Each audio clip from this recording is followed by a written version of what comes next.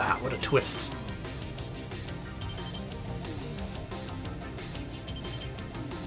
Oh, looks like it's back up. Is it? Yeah. Okay. Hey, folks. Internet blip. Yeah, sorry about that. I was actually rushing to tell you guys that the internet died, but no, it came back. It came back. Excellent. I didn't crash the bus or anything. Shout out to Danny for somehow doing that. Shout out to Spectrum for still wanting to destroy our asses. You can't stop us. Haven't done it yet. You literally cannot stop us. We would love for you to stop us, but you can't. Come at me, Spectrum. Well, you have been for the last 5 hours. For the last 5 fucking years, it seems like. Someone get us a new internet. Yeah, please. Can we get on the internet too? Is that like the internet but better? Yeah, it's like the expressway.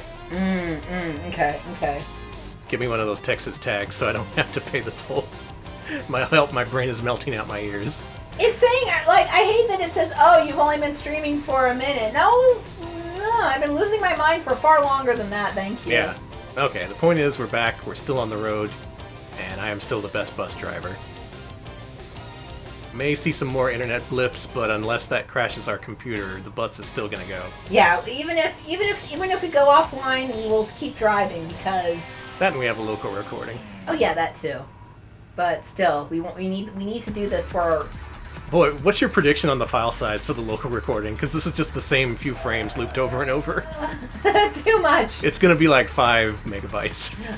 Is this the longest RetroPile stream ever? Yes. As of right now, officially it is. I think we did 4 hours on Sonic Adventure 2. We did. And we broke that record just now. And somehow, we're still going.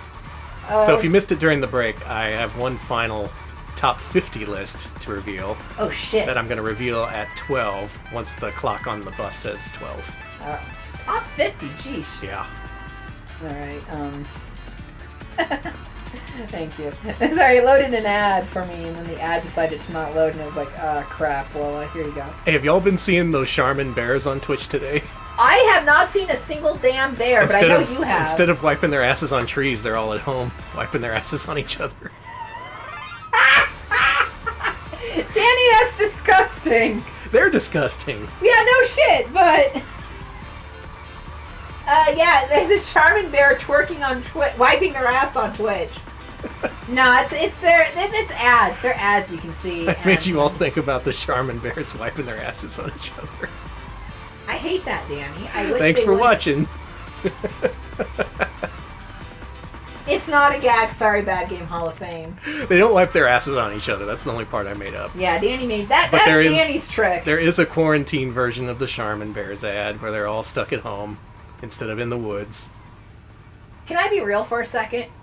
I hate these quarantine ads so much. They're all the same. Stop cloying at me. It just drives it home. Like, wow, I haven't thought about the quarantine in 5 seconds. Better show an empty basketball stadium to remind me. I saw one where I turned it off halfway through because it pissed me off. It was everybody turning the sign to say that the stores were all closed. And I'm like, yeah, no shit. Can't you just be... I wish they were honest with me. Like, hey, are you stuck at home and bored as shit?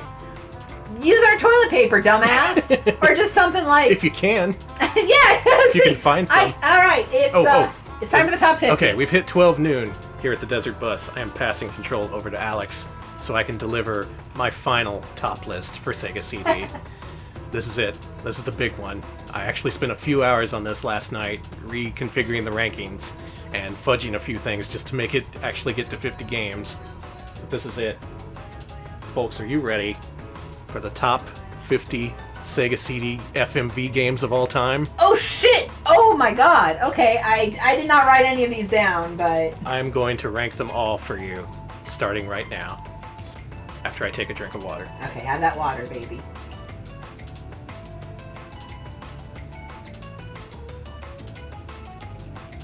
Don't crash. I won't.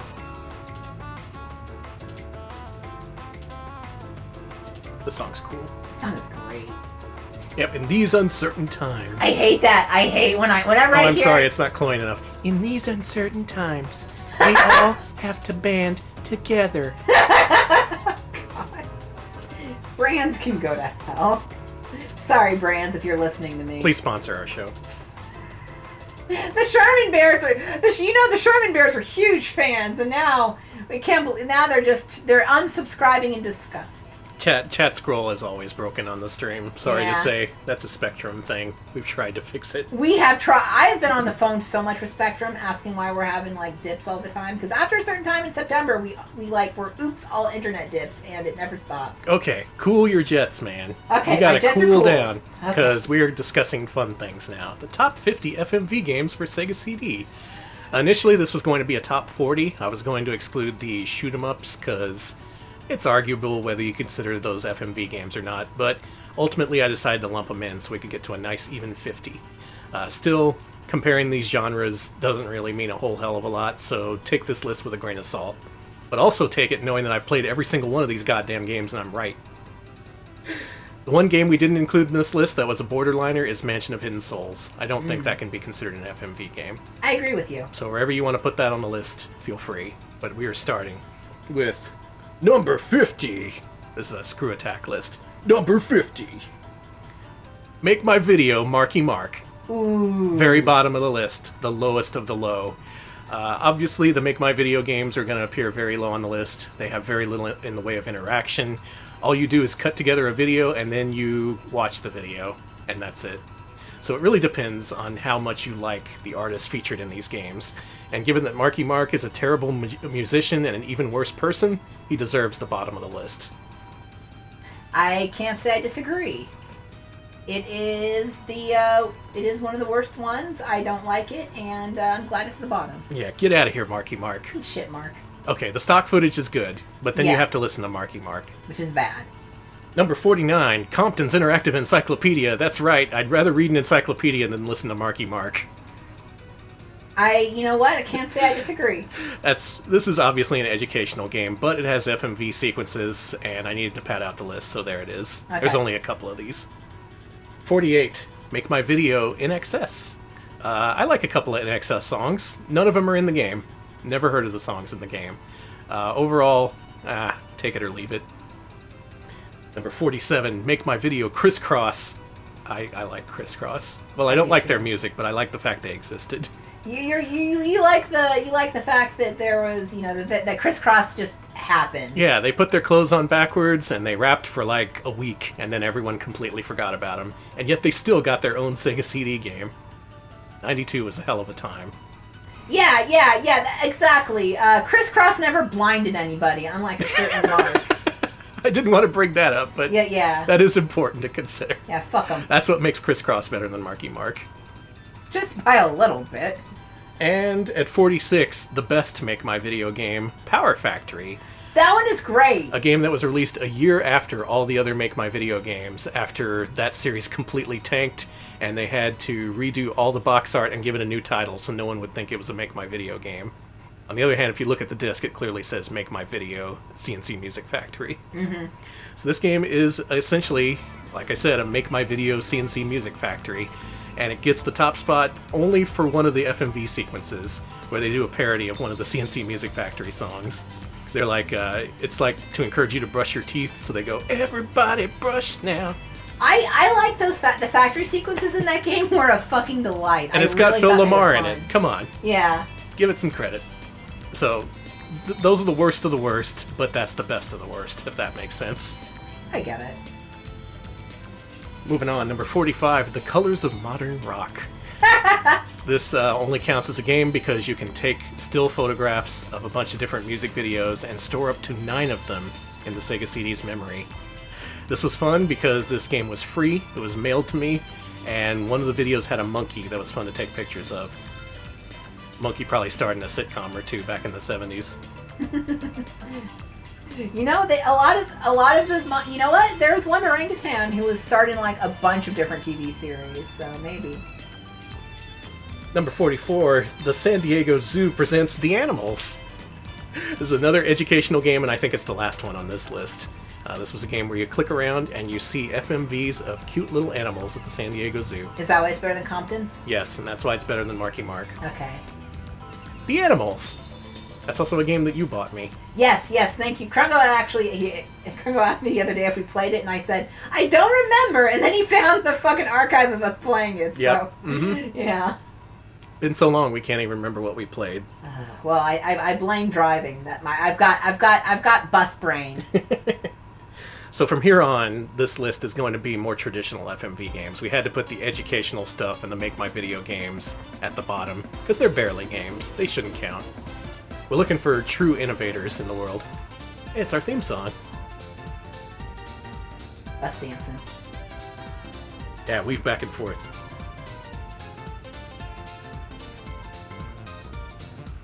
Oh yeah, Krungo was there when you bought that copy. Yeah, Krungo. We got that over at the Rooster Teeth Expo. Moving on, the first arguably real game on this list, the worst real FMV game on Sega CD, and number 43 on our list of the best overall FMV games. It's gonna rankle some feathers. You ready to get rankled? Yes, please rankle me. Dragon's Lair. I hated this port of the game. Let me tell you, so this game got high marks in the magazines, and these days people defend the Sega CD port of Dragon's Lair. This port is so shitty that they legit had to include a strategy guide with the Japanese Mega CD version, because otherwise it's completely inscrutable.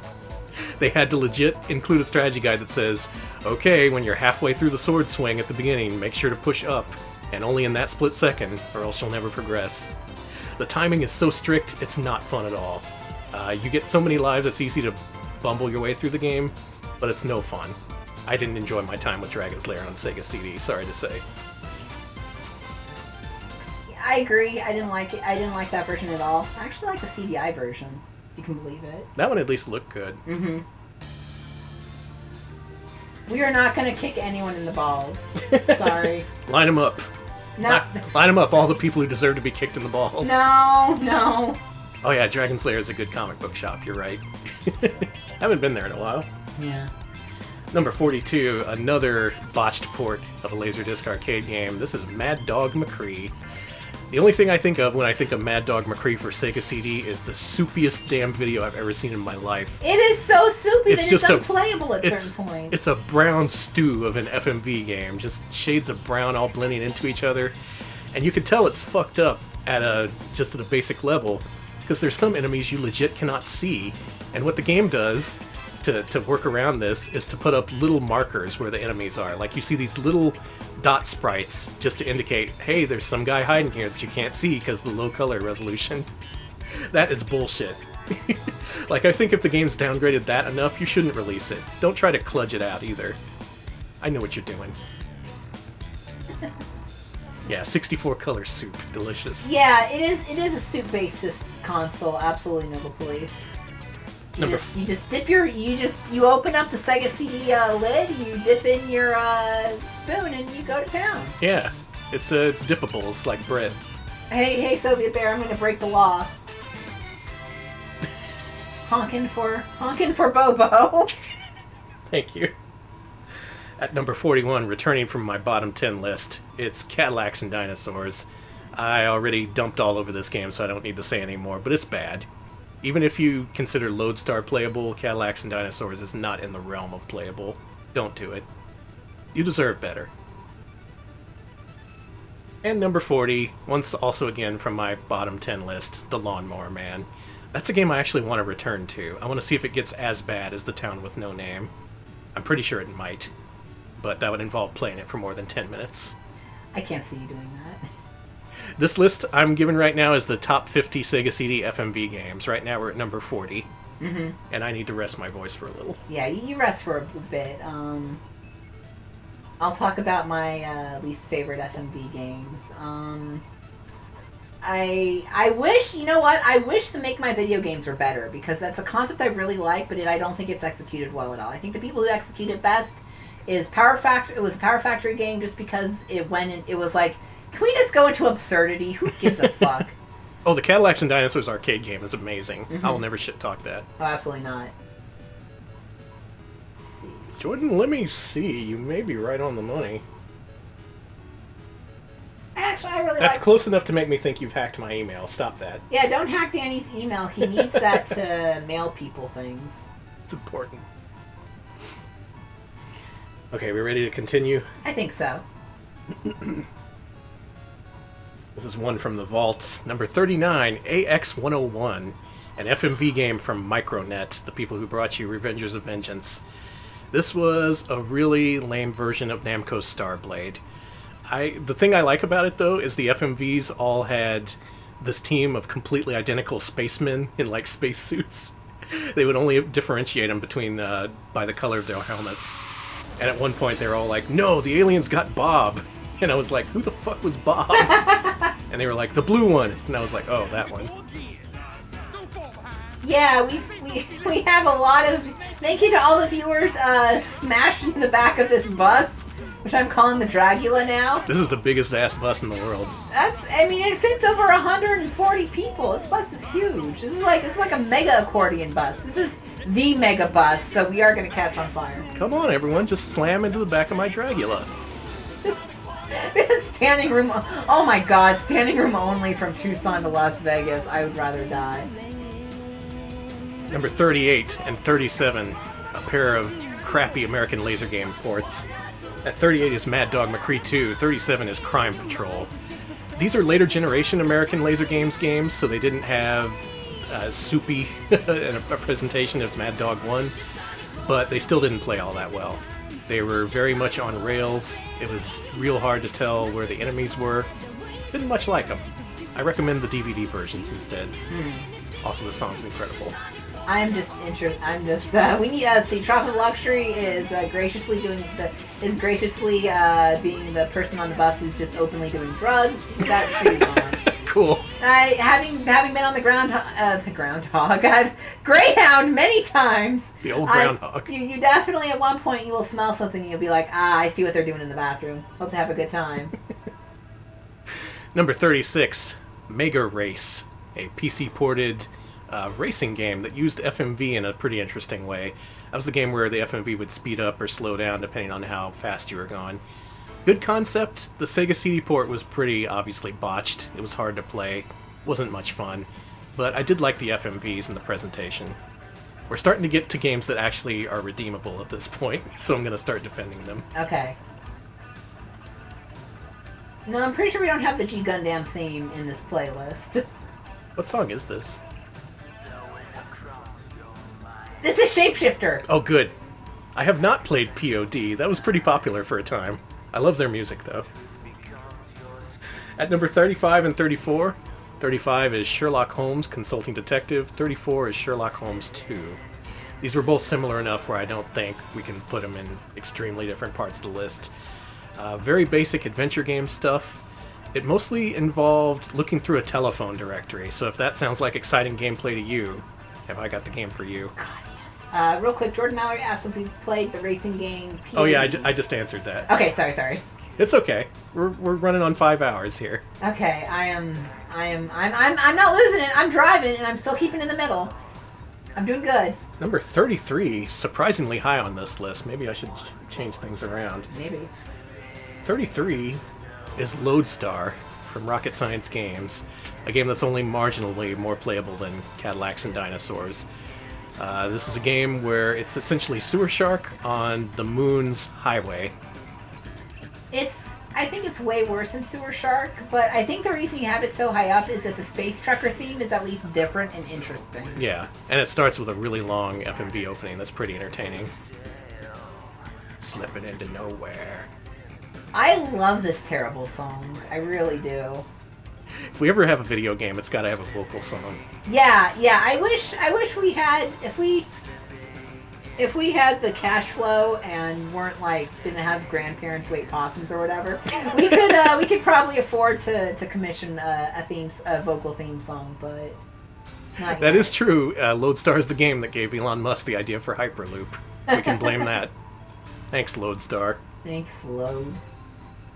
Number 32, just a little bit better than Lodestar, it's Sega's Tomcat Alley. This was a big budget bust, in my opinion. Yeah, agree. A lot of the first-party Sega FMV games, I would argue, were pretty good, and I'd say this is the worst of them. It was just too complex. Like, you couldn't just shoot down planes. It was all like, okay, engage your chaff. I'll make sure to radio your wingman. Oh, you didn't do that thing? Well, you're freaking dead. Start over, loser.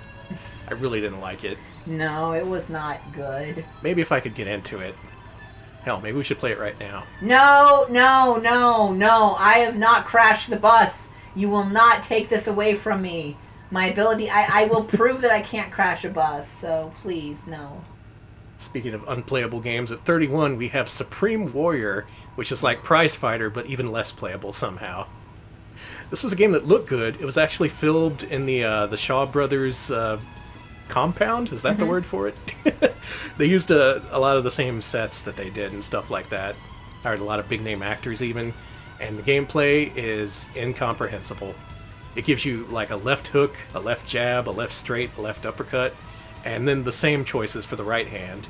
And at any point you could do any of these, and the game never tells you what the correct move is. I do, however, like the Willy Beamish theme. Sorry, I need to stop dancing. That's absolutely going to get me killed. It's still better than the 18 games that came before, and it's not anywhere remotely playable. That just shows where we are. Mm-hmm.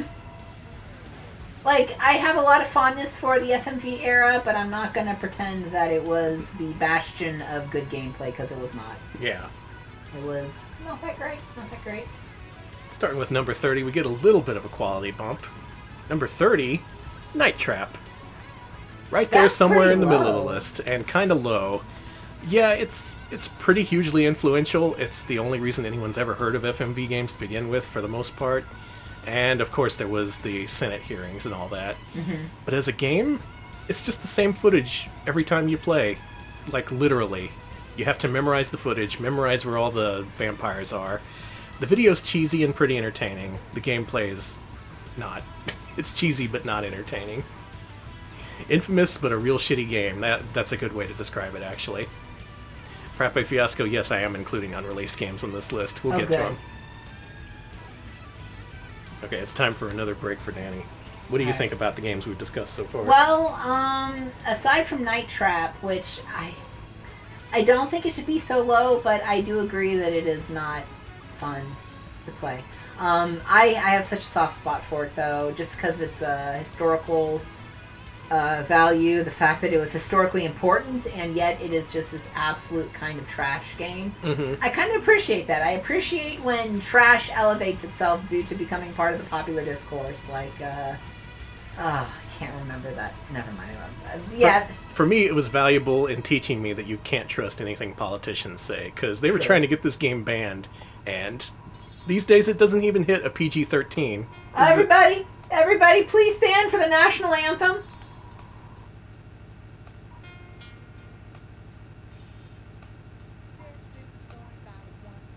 It's so quiet. You could barely hear it over the engine noise. All right. Thank you, 1 pound dog. Thank you, everyone standing. Oh, I see a foot. Yeah, put up a foot for 1 pound dog. Yeah, I'm so glad. Ah, I see, yes. 16 ounces of dog. Yeah. 1 pound dog. 100% dog. Danny, Digby is a dog about as big as a bird. That's pretty small. Mm-hmm. You know what? It's got the meanest voice meanest bark that you've ever heard. Just kidding. No. You know. A friend of mine said, "You sure that's a dog?" You know what? Yeah. It's a 1 pound dog. 1 pound dog. Just 16 ounces of dog. 16 whole ass ounces. 1 pound. Hey, Daleks, go left. 100% dog. What would a 98% dog be like? I don't think I want to know. I think a 98% dog is what happened in The Thing. The movie, not the roadside attraction. Right. Not the video game based on The Thing. No. Yeah. He's a 1 pound dog, man. I don't think the show would exist without this song. Mm-mm. It captures the spirit of the show. We're just 1 pound dogs. It's a 1 pound dog. Danny? Digby weighs but 1 pound. Tiny freaking dog. This dog is too fucking small. I hate it. Get a bigger dog, damn it. Back to the Technic Beat soundtrack. Yes. And back to our list. Night Trap was at number 30. Number 29, Space Ace. I'd say this was one of the better Laserdisc ported arcade games from ReadySoft. It's more playable than Dragon's Lair. It doesn't have the extremely precise timing. In fact, they maybe went a little too far in the other direction, because as a kid I remember you could spin around the D-pad and just instantly hit all the correct choices. Mm-hmm. Still, I'd prefer that over whatever Dragon's Lair was trying to be. And it's not a bad game to begin with. Number 28, I think this is the highest ranked American Laser Games game on this list. Who Shot Johnny Rock? Yes! First of all, the theme in this is really fun. It's like 1920s, 1930s gangster themed with all sorts of over-the-top acting. Honestly, it was kind of a breath of fresh air after so many cowboy FMV games. God, there's so many cowboy FMV games. And also it has Lockjaw Lil, who is so great. In fact, when I stopped, by the way, I stopped playing the Godfather mobile game, but when I was playing it, I was playing as Lockjaw Lil, just so you know. Cool. It was fucking awesome. I love Lockjaw Lil. I think she puts the game in the top 20 for me. This game, I think, it was a little more ambitious than the others, because whereas the Mad Dog games are on rails and you pretty much go the same place every time, this was a game that had a map screen. You could actually do some detective work. You could follow up on leads. There was an inventory system. You had to go to the gun shop to buy ammo. It didn't work all that well, any of it, but at least they tried. And for that, they get 28th place. Oh man, Karos mentions that Phoenix Games released Johnny Rock on DVD where they are. The DVD version's good. I have that one. I didn't know it was Phoenix over there. Oh, that's so good. Number 27, a very recent playthrough, but a game that still manages to be pretty memorable for me. Midnight Raiders.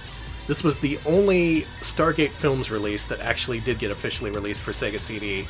One of the games, the trilogy of games directed by Mars Lazar. The only one out, and arguably the worst one, but it still had its charms. The one thing I'll remember, no matter what, is at the end when you can shoot the scientist, and every time he has to remind you that he's developing a toxic formula, because he holds his hands over his head and says, "My toxic formula!" Okay. And then everyone instantly falls over dead. I can't believe you're saying that Midnight Raiders is better than Night Trap, but the toxic formula part is real funny. And to be fair, you can make mistakes and get shot in that game and keep going. Yeah. Which I actually like quite a bit. It still has its problems. It was a one-hit kill game, but only some hits would kill you, others wouldn't. I still don't understand how it worked. It was still okay. And besides, my toxic formula! I love the toxic formula segment. God, I love that game. 26, another personal favorite, NFL's greatest, San Francisco versus Dallas. I gotta admit, it's only this high on the list because of the incredible vocal theme songs in that game. Yes, is that the one with Big Butt? Yep, they call him Big Butt. They call him Big Butt. Gridiron Maiden, excellent songs. And the gameplay was at least something a little different. You just picked plays and then watched stock footage of San Francisco and Dallas playing football. Yes, the bus has always been bobbing up and down. That's just kind of the way it's realism. Goes. Yeah. We're halfway through the list.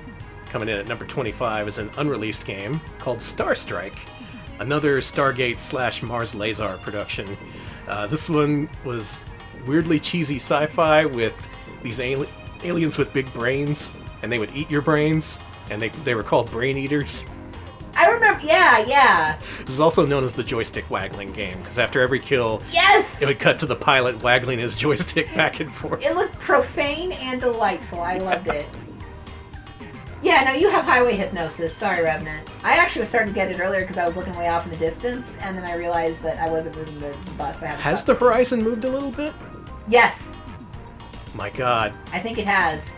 Yeah, there's a little line up there now. Shit. Or maybe we're all fucked. Maybe we're all like, our brains are messed up. It held some of the Las Vegas highway drugs. We are so close to the 5-hour mark. 5 minutes until we've done this for 5 fucking hours. Oh my God. And the list continues with number 24. I call this the star section of my list because there are 3 games with star in the title right next to each other. 24 is Star Blade, a port of the Namco arcade game. This port was actually developed by Technosoft, creators of the Thunder Force series, and it's actually pretty good. The one thing that makes me not recommend it is every time you get hit, there's full screen white flashing. Oh, yeah. That is something that sets off epilepsy like no one's business. And Yep. honestly, it's pretty irritating, even if you don't have that, even if flashing lights don't affect you otherwise. A real shame, because otherwise, decent port. I like Starblade. Just cool it with the full screen flashing, please. Yeah, please. Video Game King, no, this is just what the drive to Tucson to Las Vegas looks like. It really is as dead and empty. It's accurate. Mm-hmm. Oh, I think this is a remix. Yeah! Yeah, now we're doing it, yeah! What's up? Alex has turned feral. I knew that was going to happen sometime on stream. Ugh. Number 23, finishing up the Star trilogy here, it's Star Wars Rebel Assault. Boy, did this game have problems.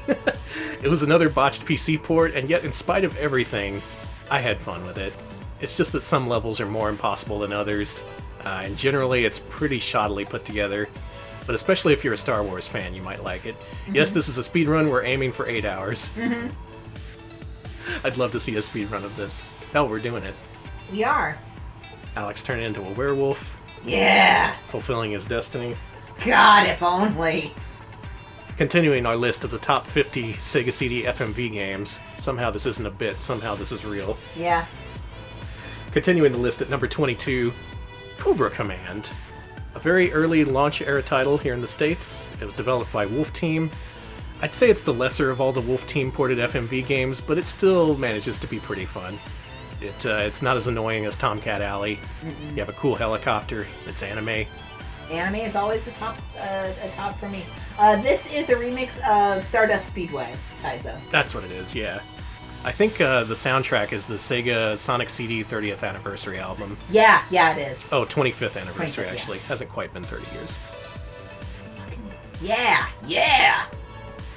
I'm blasting this, and and everyone's left the bus because they're like, no, thank you. I'm just gonna listen to this for a minute. Yeah, let's all rock out to Stardust Speedway while I go feral here. Fucking feral mode, Alex.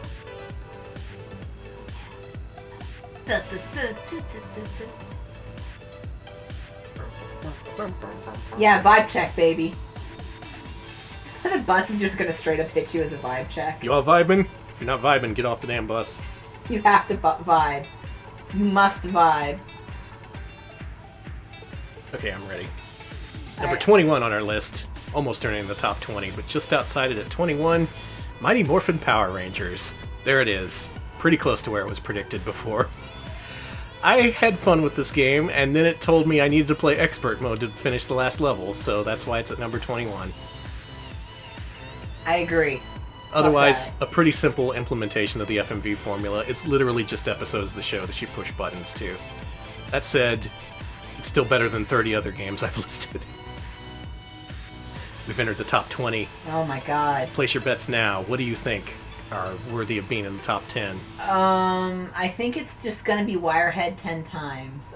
People outside of Twitch should know I'm still streaming. I mean, I posted to Twitter, but if they don't know, then they don't know. Maybe I ought to post a reminder, be like, hey, we still haven't crashed the bus somehow. I would love to post. Unfortunately, I am too busy driving a bus. I'll post after I finish this list. Okay, good. You post. You can post. You know how to post. You're a poster. You've been posting your whole damn life. How dare you? That's not fair. You haven't been posting your whole damn life. Now, I've been posting online since I was 13, so... Wow. Yeah, it sucks. I don't recommend it. Don't post. It was like 12. I don't remember, but I've been posting for too long. I'm anti-posting. And we have hit 7 o'clock. You know what that means. We get to honk the horn. 3, 4, 5, 6, 7, and additional horn honk for... Did you see that? The bug splat! Holy shit, I saw that happen with my own eyes. The bug splatted. It looks different now. Oh my god, I'm so happy. Holy hell. That really is one of the most exciting things that happened. That's gonna be there for the rest of the game, folks. A permanent bug splat at hour 5. It took 5 hours for something to change. What is my life? Why am I doing this?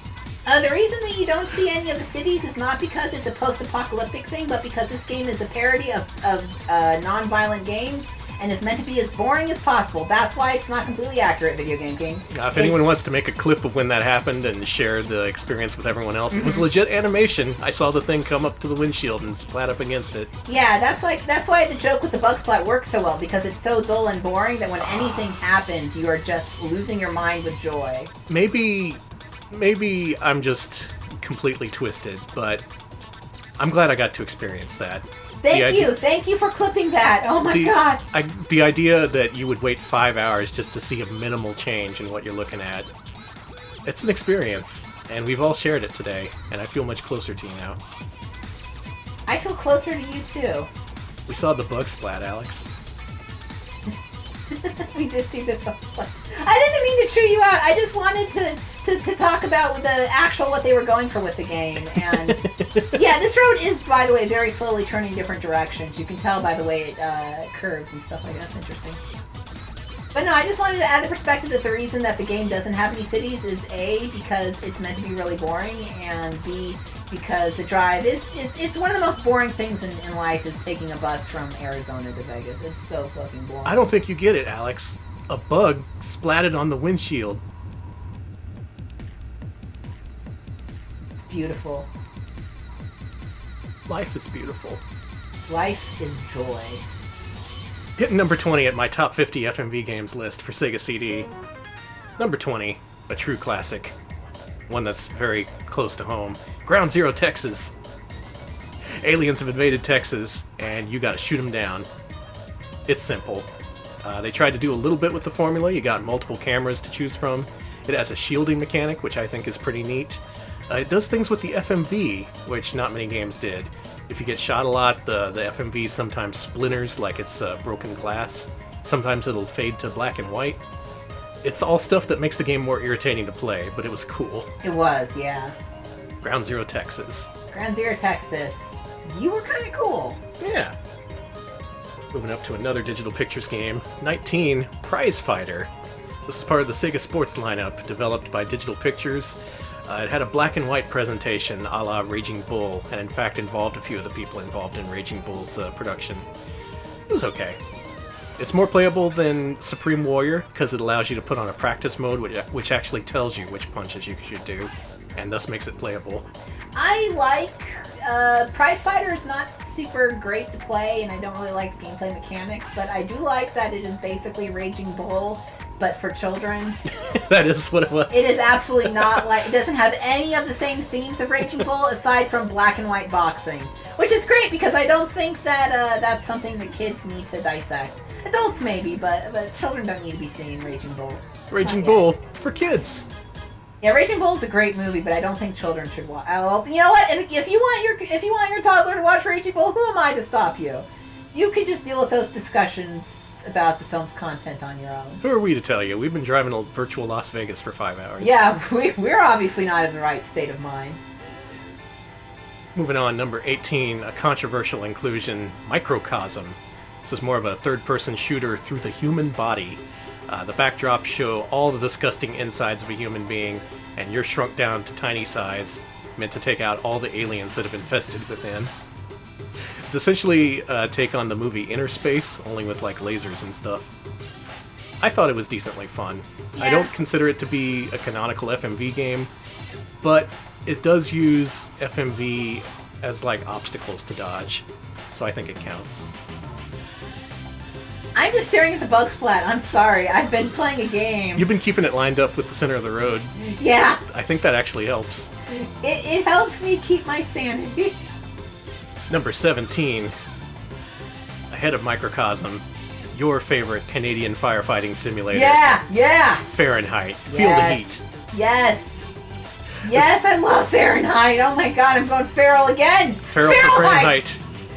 This was a game that put you in the role of a firefighter, initially starting out in a small home, then you get sent to an apartment building, and then underground at a college or something. It kind of falls apart halfway through, but the acting's pretty entertaining. It's got an excellent vocal theme song, and apparently recently someone heard the theme song on local radio?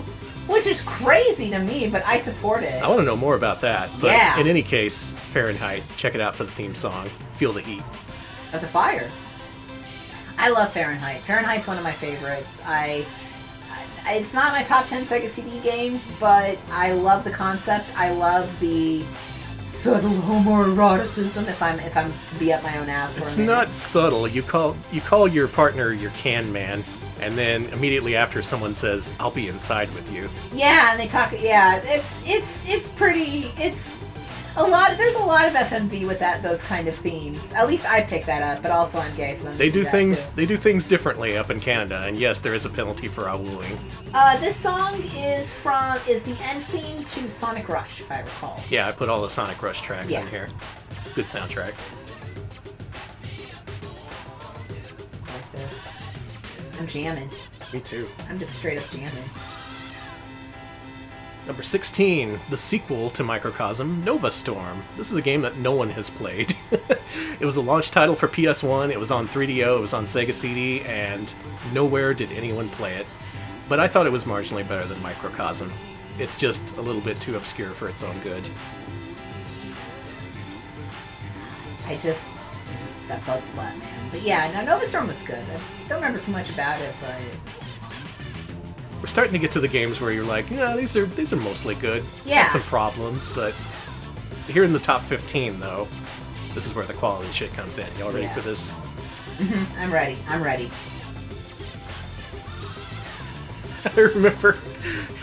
I remember, Cass, you got shouted at on YouTube for daring to include that track in your worst video game music list. I gotta admit, that one track I didn't include it in my playlist because it actually is really annoying. So you're right. Yeah. Number 15, the highest position occupied by ICOM before their inopportune death. Dracula Unleashed. Remember when Dracula was unleashed? Yeah, they should leash him back up. I am doing it for Bird Mom, I believe, and thank you. Thank you, Morgan. We're doing our best. I would say this is a fair step up from Sherlock Holmes. Dracula Unleashed was. Essentially, it was a fanfic sequel to Bram Stoker's Dracula, where you play as the brother of the murdered Quincy Morris. You're sent to Europe, and you're a Texan, so it's like a fish-out-of-water story. I appreciated it. It made me feel at home. I love Dracula Unleashed. I love Dracula Unleashed so much. It's one of my favorites. The acting in it is so cheesy. It's delicious. good. You can enjoy it with a fine wine. It is in my top, 20 at least. Yeah, the ending is amazing. It ends suddenly and violently. It's really incredible. Like, nothing happens for the entire game, and then that happens, and you're like, holy shit. Number 14, Here's a big name for you. Sewer Shark. Good. I didn't quite include it in my top 10, not as enthused as Alex was about it, but I think it's a damn fine game. It attempted to incorporate shoot-'em-up gameplay into sewer-oriented FMV sequences. It's better than it sounds. Plus, I like Catfish telling you where to go. Yeah, I love Catfish. I love Catfish so fucking much. It's all like, hey, good buddy, you should go to Niner, 12. I'm not gonna lie, I do have a soft spot for Sewer Shark because it taught me the cardinal directions it taught me basically how to read a fucking clock, because of the positional shit. It really did help me. It's useful. I actually always had problems with that, and then I saw that, and I played that. I got not good, but I got okay at the game, and I was like, okay, I can read a analog clock now. So thank you, Sewer Shark. You have helped me out. A Texan does kill Dracula in the original Dracula novel. That's why Texas is the best. Moving up, almost in the top 10, at unlucky number 13, it's Corpse Killer from Digital Pictures. A game that is alright. It's kind of annoying, especially when you first learn how to play. In fact, I'd say it's outwardly hostile to new players. But once you figure out the gameplay loop, how you get Datura, how you get the bullets to kill those unkillable zombies, I think it's fun. Plus, it does a lot of work with miniatures, which I appreciated. Yeah, I like the miniatures. Oh yeah, this is a Street Fighter EX remix. It's in the Technic Beat soundtrack. I think you have the whole Technic Beat soundtrack on here. Yeah, Texas is a very big vampire deterrent. It's all the different climates, and it's the jackalopes. They hate jackalopes, and they hate armadillos. They're always trying to suck the blood of armadillos, and then they're getting leprosy. Shaking my head, Should man. learn. Yeah, here in Texas, they give every new baby their own oak stake to fend off vampires. Grampires! Okay, you say that, but I was talking to my mom the other day, and she was like, you know what? They need to make she's like, I thought of a great movie idea. Grampire. Grandpa needs a vampire. So you and my mom are channeling the same things. My God, Well, my mom also lives in I don't think I mentioned Steve. My mom lives in California, so she's in chronic pain. So she has started smoking weed, and when she tells me her great weed ideas, and they are mostly things like Grampire, and honestly, I'm here for it. I am. You gotta start smoking up with your mom. She has good ideas. Honestly, yeah. Grampires. So thank you for that. Number 12. Moving up our list with a game people have actually heard of, maybe. Sylphid. I think this is a fine FMV game. They use it mostly for backgrounds, though some of it you can interact with. It's similar to a situation as with Microcosm and Nova Storm. Personally, I think it handles it better than either of those games. It's game arts, it's fun, and it's another game that needs to dial down the goddamn full screen flashing. Cut it out. Otherwise, it would be great. Yeah, I can't say I disagree with you there. You know how I feel about flashing. Almost at the top 10. How long have I been delivering this list? It feels like I've been on a 2-hour monologue. It's been only like 20 minutes or so. Okay. Number 11, just outside the top 10. I wanted to put it in there, but couldn't quite justify it. At number 11... A sign! Holy shit! Oh my god! It's one of the bus stops! Holy shit! I saw the sign. My eyes remain closed, however. Okay. At number 11, Bug Blasters / The Exterminators, a Ghostbusters spoof starring a whole bunch of rubber insects. Whole lot of puppetry going on in that game. It is wall-to-wall silly. I love that game. And it is a goddamn shame it never got released. It is easily the best of the Stargate Films trilogy. Of course the only one that got released was Midnight Raiders. Why not Bug Blasters? Shoot the bees, not me. I love Bug Blasters. I don't have anything to add to it aside. It's great. It is fucking off the wall, bonkers. I can't believe we finally saw a bus stop. The manual actually mentions this is a gameplay mechanic. You can stop, pull up to the bus stop, and that's the only point where you can push the C button to open the bus doors. The joke is no one's out there, no one's going to get on the bus. And also if you stay stopped for more than 15 seconds, the bus breaks down. Glad you didn't stop. I will not stop. Speedrun, baby. We're in the top 10. What's left? How am I going to rank these things? This track's good, too. I love this track. I'm sorry. I'm just... I should be entertaining the audience, but I'm just grooving here. I'm just vibing. Sorry. At number 10 is your favorite horny robot dad. It's Wirehead. Yes! Wirehead cracks the top 10. Despite the main designer admitting it was the lamest possible implementation of the Dragon's Lair formula, he did what he could. He inserted text that made the dad horny. That's literally all he did.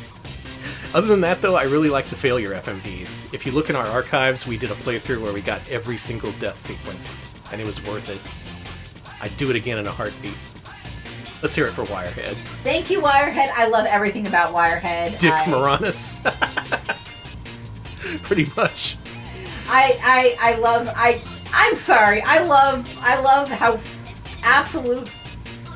I don't know how else to describe that game other than really stupid, but it's in a way that I really enjoyed. Yes, finish that art that you showed. I showed that art to Danny Moorkitten. Oh yeah, finish that. Finish it. I want to retweet it really bad because I love Wirehead. So my favorite part of Wirehead? Yeah.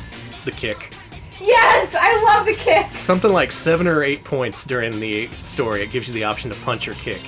And every single time, if you choose to kick, he completely whiffs it and just dies. It's the best thing. It's the best running joke I can possibly think of. Kick? No, that's never the right option. So good. Oh, this song. Y'all like the underwater level of Ninja Turtles? Yeah.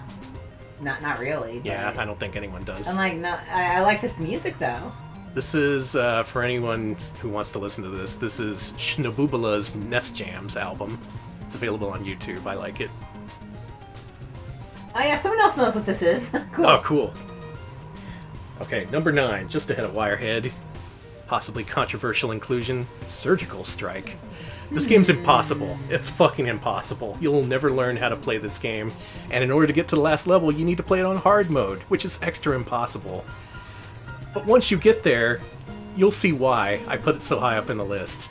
The first thing you see is that dude blowing up a bunch of beach babies, and then you go into a bar and shoot a ceiling fan, and it cuts him into pieces. You can also shoot a swordfish and it gets him, right? Yeah, the game gets completely ridiculous in the final act, and that's the only reason it's in my top 10. It's incredibly memorable, everything that happens in the final few minutes. The gameplay before that, I can take or leave. I suppose it's pretty interesting. It gives you kind of fine degree control over a contiguous map. Kind of, but only sort of, because it's FMV. Watch our archive, you'll see. I agree with Danny about Surgical Strike. It's not doesn't look great to play, and I know I've played it before, and I was like, I just bounced right off it, like I bounce off a lot of stuff. But that part where the beach, where you're rewarded with a bunch of beach babes, and then they blow up, because they get kidnapped, and then you have to kill that guy. It's kind of bonkers. That is the zaniness I love in FMV games. This is why we play FMV games to begin with, because of stuff like Surgical Strike. That, and I admire the ambition of the actual gameplay, even if it didn't quite work out how they wanted it to. Oh, we got more recommendations for Shnabubula stuff. Shnabubula, that's how you pronounce it. You can pronounce it for me, thank you. At number 8, it's Wolf Team. Yes! Revenge of the Ninja at number 8. A port of a Taito Laserdisc arcade game called Ninja Hayate. It's got released over here as Revenge of the Ninja, and it is great. You may also know this as The Adventures of Upskirt Ninja, because he wears a skirt and you constantly see his ninja panties through the whole thing. Good. Honestly, finally, something for me. There's a lot of ridiculous shit in this game. You fight robots, ghosts. At one point, a wolf takes your own sword and tries to stab you with it. Truly incredible game. Doesn't quite meet the highs of Road Avenger or Time Gal, but I'd say it's definitely worth playing. This whole soundtrack's good, that's why I included the whole thing. This is good. At number 7 is an entry in Alex's own top 10. Slam City with Scottie Pippen. Yes, good. I'm glad we can appreciate Slam City. Speaking of ridiculous FMV and completely bizarre acting, this game has it. Mm-hmm. Every time you either make a basket or get dunked on, you just hear the most incomprehensible bullshit coming from this cast of characters who you're only vaguely aware of. There's that lady who says she's gonna slam a ball down your throat so far you'll look pregnant with twins. Yeah, there's her. There's the one guy who's just muscly and angry. Yeah, like Pearl Harbor, man. There's that one guy who keeps trying to get with that one lady. There's the guy who destroys the room. There's Scotty himself. Yeah. Who, if you don't know the twist, I talked about it earlier in my top 10, but if you win against Scottie Pippen, if you win too much, he cries. The game pulls a guilt trip on you. The star of the game, you don't get to meet him until approximately 20 hours of gameplay later, after you've racked up enough respect to get him to come out of his hole. You meet Scottie Pippen, and if you beat him, the game pulls a guilt trip on you. All your friends are all like, why'd you gotta make him look bad? And they threaten to beat you up, and then the credits roll. And I mean, to be fair, Scottie Pippen does give you all a bunch of shoes. Like, he gives you all free shoes. Yeah, and then we just completely make him eat shit by beating him in basketball. What is this? I saw someone ask earlier, what is this a remix of? This track is... It's bananas. This is Zelda 2 Palace. Thank you. Mm-hmm. Oh, Codeman got it at the same time. Thank you, Codeman. The one thing I associate with Sega CD, my top 10 memories, if you will, is beating Scottie Pippen after all those hours of gameplay, and then the game just being all like, hey, you suck, man. Roll credits. Yeah, just you do so well. It's like it tricks you into thinking you can play like, oh yeah, just play this game normally, and then you play the game like you should, you beat it, and then it's like, how dare you play this well? There's a whole lot of things to like about Slam City, but I think the thing I like the most is the background interactions with all these characters that you never personally interact with. There's this whole ecosystem of relationships and these characters who bounce off each other, and you only see little snippets of it, but it slowly builds into something like, anytime you see any of these characters you know and love, you're all like, okay, they're gonna do some wacky shit now. Like that one guy who just completely destroys his room for no reason. I love that guy. God. I want a movie about the Slam City minor characters. Me too. Someday we gotta make that happen. I agree. There's the flattened bouncers, a personal favorite. I love when people flatten the bouncers. I mean, that's how you know what? Actually, I'm not feeling deflated yet. We somehow. I could go for another 20 hours. Let's do it. No. I will deflate. I will just like. Poosh. Yes, the sound of deflation. At number 6, almost at the top 5. This top 10 is dominated by Wolf Team. Number 6 is The Masked Rider, Kamen Rider ZO. Oh, that one's good. I don't know how we got this game here in the States. We definitely didn't get the movie. But a cut-down Wolf Team developed FMV adaptation of Kamen Rider Zeo somehow got released for Sega CD, and I'm so glad. It is an over-the-top tokusatsu movie with very basic inputs overlaid on top of it, kind of like Power Rangers, actually. But the action in this is so incredibly over-the-top. It's film tokusatsu. Of course you're going to get the most over-the-top shit. And it delivers. The one thing I remember most of all is at the beginning where there's this little kid who's saying goodbye to his school friends. And he's all like, okay, bye everyone! And his friends are voiced by 40-year-old dudes, so they're all like, okay, bye. God, I love that. See you tomorrow. I really, really do love that. Just corny as shit, and that's why I love it. You know, I actually don't know if Saban's Kamen Rider was on the air when that game was released. Oh, that would make sense. And I have no clue. Power Rangers was starting to blow up around that time, so I guess it's not that inexplicable it came out. But I don't know if it would have been on the air at that time, though. I thought it was... I have no idea, though. Someone from chat knows, though. Kamen Rider Black for Famicom is so horrible. I can't believe they were speedrunning it a couple days ago. Why would anyone play that? We've reached the top 5. Alright, Danny, what do we got? Top 5 out of 50. This is the cream of the crop, the best of the best. And one of the best FMV games you can get on the Sega CD is a game for literal children. At number 5, it's Kids on Sight. Yes, yes, yes, yes, yes, yes, yes. I cannot praise this game enough, Danny. Why is this game great? Well, I've already explained it earlier, because we've praised this game before, but in short, it lets you be a complete psychopath in charge of construction equipment. It's wonderful. And instead of people trying to stop you, they encourage you. It is a pure childhood chaos simulator. It is wonderful. If you want to engage in utter chaos and be encouraged in every step of the way, pour sand on construction workers, flatten a fruit with a steamroller, ruin people's cars while you get cheered on, play bowling with a wrecking ball, all that's in there. You're completely misusing the construction equipment. And I gotta be real, I think this is a universal fantasy. Everyone wants to fuck up expensive construction equipment in really infantile ways. I want to run over some fruit. I want to crush a car with a bulldozer. Yeah, and the fact that you get encouraged the entire time, that everyone is like, yeah, this is great. Everyone's like, good job, kid, as you nearly like kill people over and over. When you dump dirt in their coffee or like put them in, there's one guy you could pick up with the excavator and just dump him in his own grave. Yeah, Vagrant Wasteland. It is like those VHS stock footage tapes for kids. It's like lots of trucks, except you get to interact, and you get encouraged, and you get to create just pure chaos, not follow any rules. I also like the way that they made that fake transparency on the side of the vehicle. There's a lot about that game I just thought was really cool. Yeah, it tried something legitimately different. And you know what? If I had kids, I would let them play it. Oh, I would absolutely, yes. Not many of these games I would let them play, but I would encourage them to play Kids on Sight because I think they would have a blast. Despite the agedness of the game, despite the fact that it's FMV based on Sega CD, there's a universality to it that I think anyone can appreciate. Kids on Sight, the universally good game. Yeah, if anyone wants to, if any indie devs are like, what should I do? Steal that game idea. Rent some construction equipment and just beat the hell out of it.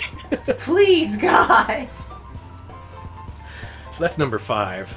Coming in at number 4, a game I really, really love, but isn't quite number 1 material. At number 4 is Time Gal. Everyone, let's hear it for Time Gal. Time Gal is fantastic. Once again, to recap, this is Dragon Slayer, but with a green-haired anime girl. She talks a lot. She shit-talks dinosaurs back in the prehistoric era. She battles pirates. She battles spacemen, punk rock bikers in the future. It goes all over the place, and none of these scenes last long enough to be boring. You're instantly just like whiplash paced all over throughout history. I love Time Gal. I love Time Gal so much. One of the best games I ever bought from Blockbuster. $2.99. Oh yeah, and she does get bit in the ass by aliens. Yeah. What a good game. Yeah, it does have Lum vibes. You're right, Jordan. I do get those vibes from it. Holy shit, you're right. Yeah, she's basically Lum, only with a gun. Wait, Lum had a gun. Yeah, she just didn't use it a lot. Well, she's basically Lum. Time Gal, though, she uses that gun all the time. She doesn't fuck around. Yeah.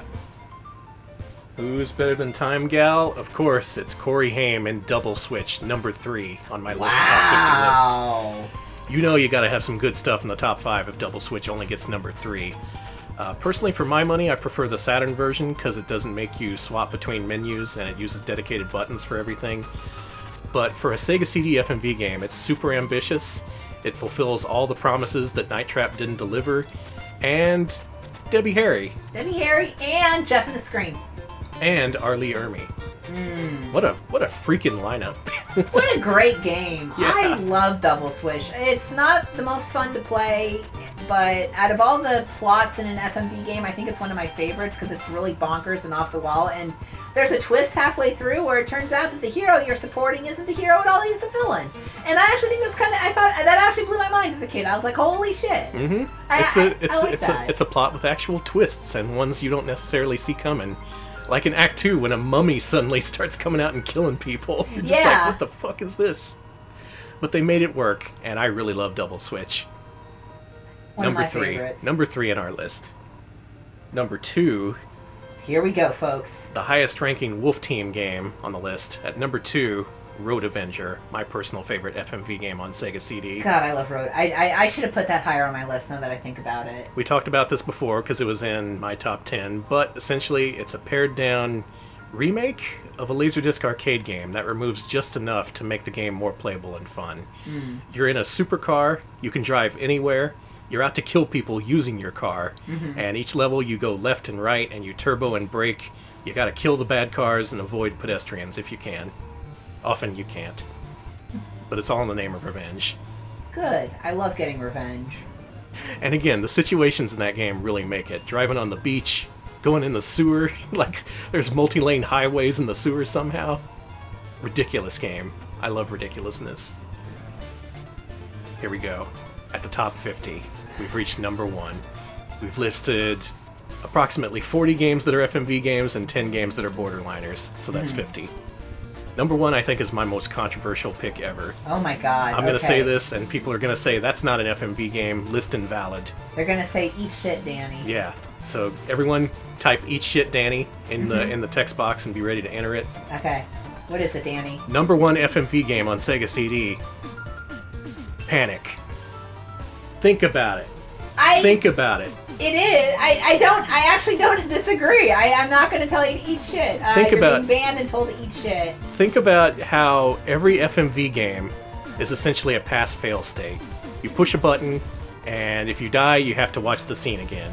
If you live, you get to go on to the next scene. I saw Bad Game Hall of Fame agree with you. Some people are telling you to eat shit. One person Panic. eat pizza. Thank you, Jerry. Panic is exactly that. All you do is push buttons, and you see failure states where you have to repeat what you did, or you go on to different scenes full of even more ridiculous situations.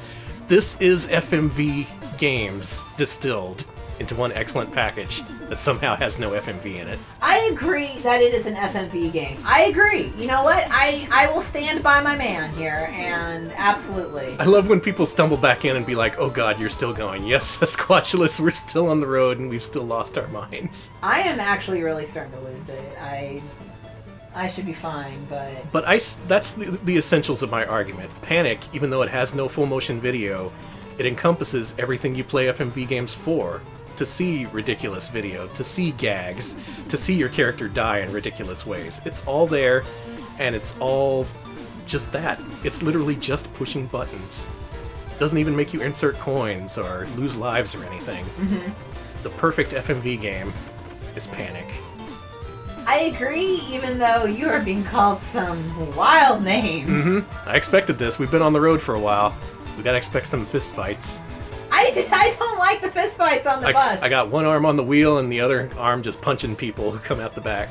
We also missed a fun bus fact from Bad Game Hall of Fame. Apparently in Japan, bus drivers are required to shut off their engines at red lights to reduce air pollution. That's kind of cool, actually. Wow, that's neat. Yeah. Is it not more wear and tear by constantly engaging the ignition? Well, whatever. I'm not a bus driver. I mean, your grandpa was. I only have 5 hours of bus time divided between me and Alex.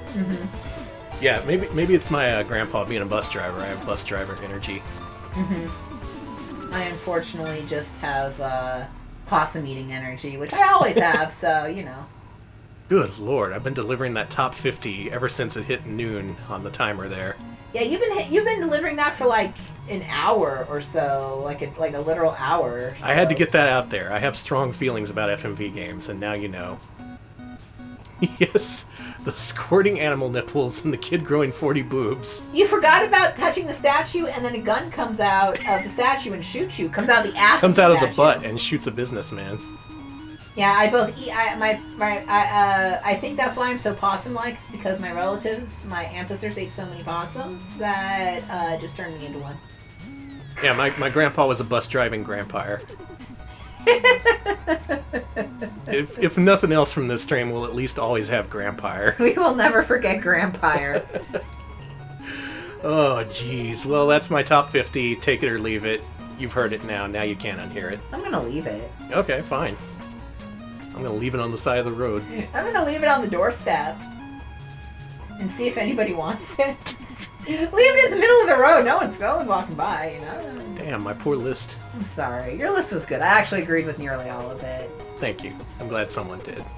I would have put Kids on Side a little higher, but that's one of my favorite games of all time, period. Still top 5. I mean, that's still pretty damn good. Up there with Time Gal.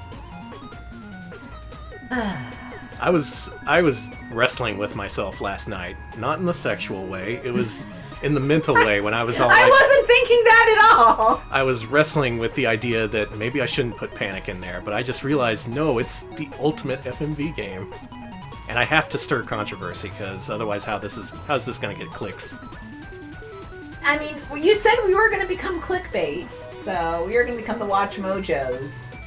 The Watch Bobos. Watch Bobo, and it's all about all the monkey shows that got released on TV in the 70s. Here come the bandans. Oh, man. Y'all just encourage me. Every time I end up saying something stupid, I immediately look over at the chat and be like, yep, I'm being banned. Banned again. It was fun to put together that list. I'm glad I got the opportunity. And Alex, you've been driving for an hour, so why don't you... I was going to say, my finger hurts. Oh, yeah, baby. I'm not pressing anything down anymore. Alright, I'm back in the... Holy shit, there's a bug on the windshield. Yeah, yeah. I haven't played since that thing splatted. Oh my god. Oh my god, that is so long that I've been playing. Okay, I need to have some of this cherry cola. So this game, 10 out of 10? I'd say 20 out of 10. Game of the year, game of the decade. Game of the century. Game of the fucking century. I'm banging on my book. I'm surprised we got this far, what with divorce rates spiking lately. Have it spiking? Yeah. You know, People have to actually spend time with their spouses at home, and then they realize, wait a minute, this person sucks. We've been streaming together for so long that I think our marriage is proof. Hell, give it a couple more hours. We'll see. We haven't survived this yet. That's true. That's true. Damn. Well, I think that was a good top 50. Thank you for making that list. I'm actually glad to know how you think about that. I was curious. Thank you. I'm glad you appreciated it. I absolutely appreciate it. We didn't put Electric. We didn't put Mortal Kombat on the list because it's not an FMV game. And thank you very, very much to Orange Wright for the 14th month resub. Orange Wright says, "Woohoo! 8-hour trip." We are, yeah. We're getting there. We are. We're not almost there, but we're more than halfway. We are very, very close. Hey! I agree. All married couples should be required to do a desert bus run. If you can't do that, then you don't need to be married. Well, good news for when Pride Month comes. I just got an email from Teespring. We have unlocked fanny packs, baby! Hell yeah! We can get you a fanny pack! Or a bum bag, as you call it in other countries, because it means something very different. Is that really a better name? I hate them both, yeah. But, Alright, everyone look forward to fanny packs, aka bum bags, coming in the next Retro Pals merch update. Oh my god, we're gonna get... At last, bum bags. I was thinking of a worse name for it. It's, Bussy Bear puts everything in a bussy bag. I don't like that. People are asking for us to play Desert Bus VR. No. This is the original and the best. I didn't go with any remakes. None of that mobile shit. We don't do mobile here. Well, actually, we do. We're both on our mobile phones right now. Get your bum bags here. Oh my god. Gonna be hawking them out of our duplex. Just yelling at anyone who walks by. So it's like our poor neighbors who already have to put up with a lot from us are just, especially when we fucking ask them to turn down their music and we're falling all over each other. Yes, Mogambo, right about now it's time to rock with the Biggity Buck bum bag. Oh god. Should we wait till 8 for me to go on to do more of the TV shows? Let's give it a few more minutes. Okay. Why don't we open things up to questions from the people who have been watching this for hours? If there's anything we haven't addressed yet and want to know, now's the time to ask. I might answer, or I might not. Yeah, we may just ignore you. I don't know. It depends on how we're feeling. Alex, if you see any worthwhile questions, feed them to me. I'm going to be looking at this bug splat. Okay, we got one question from H-Hog. Why? Well, I don't have a good answer for that. It just felt like a way to wrap up Sega CD Monday. Not necessarily a good way, but definitely a way that makes an impact. I didn't consider the impact on our emotional well-being, though. I think our emotional well-being is pretty damn good. Yeah, it's better than I thought it would be. Okay, what's your favorite part of Desert Bus, Danny? The holding down the A button and hitting left. Also the fact that, indeed, the bug splat was a life-changing moment for us. Let's see. We got good question from Truffle Luxury. Did y'all ever go to Arcade UFO when it existed?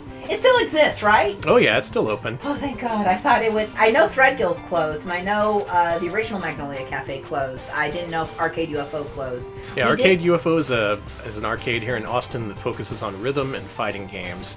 Last time we went there, I played Konami's U-Beat. They had the piano game Nostalgia. Oh, I love that game. They got a Poppin' Music, a 2DX, a Sound Voltex, and they have a Naomi cab that allows you to swap out games to any Naomi game they got. Mm-hmm. We could have played Ecole's Musepi's Choco Marker. We could have, yeah. We had a really good time there. I think we went there it was for Mara's birthday, yeah? I think so, yeah. Yeah, it was really fun. And it's actually right next to an amazing taco place, like a fucking bangin' taco place. And there's a really good coffee food truck outside. If you get there when all the food places are open, they have a little picnic area outside. It's really wonderful. I love Arcade UFO. It's one of my favorite places in Austin. Parking sucks though, so take a cab. Absolutely take a cab or a bus or any shit you can do. Let's see. Any other questions here? Let's see. A lot of folks like Nostalgia. That's a good game. Okay, that's actually a good question. Frepe Fiasco asks if we think the game would be improved if we could use the wipers and smear the guts over the window. Yes! Ideally, yeah. I think this game would be improved by if you added like 100 completely inconsequential actions you could do. Like if you could do the windshield wipers, if you could turn the air conditioner on and off, if you could dump any of the waste in the bathroom out the back, a la Dave Matthews Band. Yes, I'm sad we can't Dave Matthews Band it. So we've had some folks in chat who have been here for almost 6 hours. Wow, what the shit? Wow. I wouldn't watch this for 6 hours. So yeah, some folks have taken breaks, which I think you should. Even we've been taking breaks. Speaking of which, I'm due for one in a little bit. Yeah, you are. I will... Let's field a few more questions. Okay. Folks, if you have any questions, please let us know. Let's see here. Sorry, our internet's being a little pokey, but... This is the spectrum of buses. I would also love if you could just turn on the bus radio, but it's only bad static because you're in the middle of nowhere. Yeah. I would like to have multiple channels of static, each of which sounds a little bit different. Ooh! Simon asks, what are our favorite and least favorite pizza toppings? Oh, let's see. I'm a simple man. I like... If a place has a pizza that's advertised as like all the meats, I'll get that. I like the pepperoni. I like the beef. Bacon is really hit and miss. But Yeah. if a place has good bacon, I like it. Also ham. I think ham is underrated as a pizza topping. As for non-meat toppings, I can't tell you. I don't usually get those. It's true. Disgusting. No, you're not. Mushrooms are alright. Yeah, they're good. Do you have any least favorite toppings? Toppings if you, other than just like vegetables in general. Black olives, green olives, red olives, white olives, and all the peppers that are that color too. Okay. That wasn't a very good answer. That's okay. My favorite are, I actually really like I like a lot what Daniel's like. I like black olives. I actually do, if I'm in the mood, I do like anchovies, but I'm very, very, very picky about where I get anchovy pizza. I only get it really, really like artisan places, because for the most part, I don't trust Domino's with anchovies. I don't know why. Artisan anchovies. Hey, listen, sometimes you just want that shit. My least favorite, I actually don't like, I'll be controversial, I think pepperoni is too greasy, and... Whoa! Yeah, it's too greasy for me, and I don't like things that are super, super greasy. Someone open the back door, I'm gonna kick No, Alex out. no, I got this from my dad. My dad hated greasy food too, it sucks, so, I'm the same way. I like some grease, but not too much. Okay, we got a question from both Electric Boo Boo and Joe Bush. Have we seen Game Over, the movie that's mostly reused visual pictures cutscene footage? Yes, and that movie unfortunately is completely unremarkable. I don't remember much of it at all.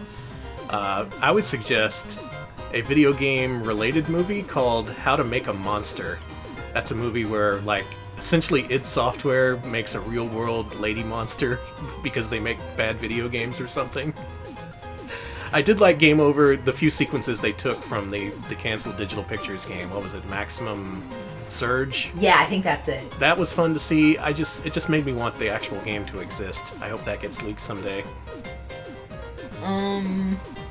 Which is better, pizza franchises or regional pizza places? For me, I actually really do like when I can get regional pizza. I actually really do like Austin's Pizza, even though a lot of folks don't. Mm-hmm. I have very fond memories of doing I was actually doing political canvassing in the 2000s, like 2005 or so, and we actually won the bond measure that we were canvassing for, and we all got vegan pizza because everyone there was vegan.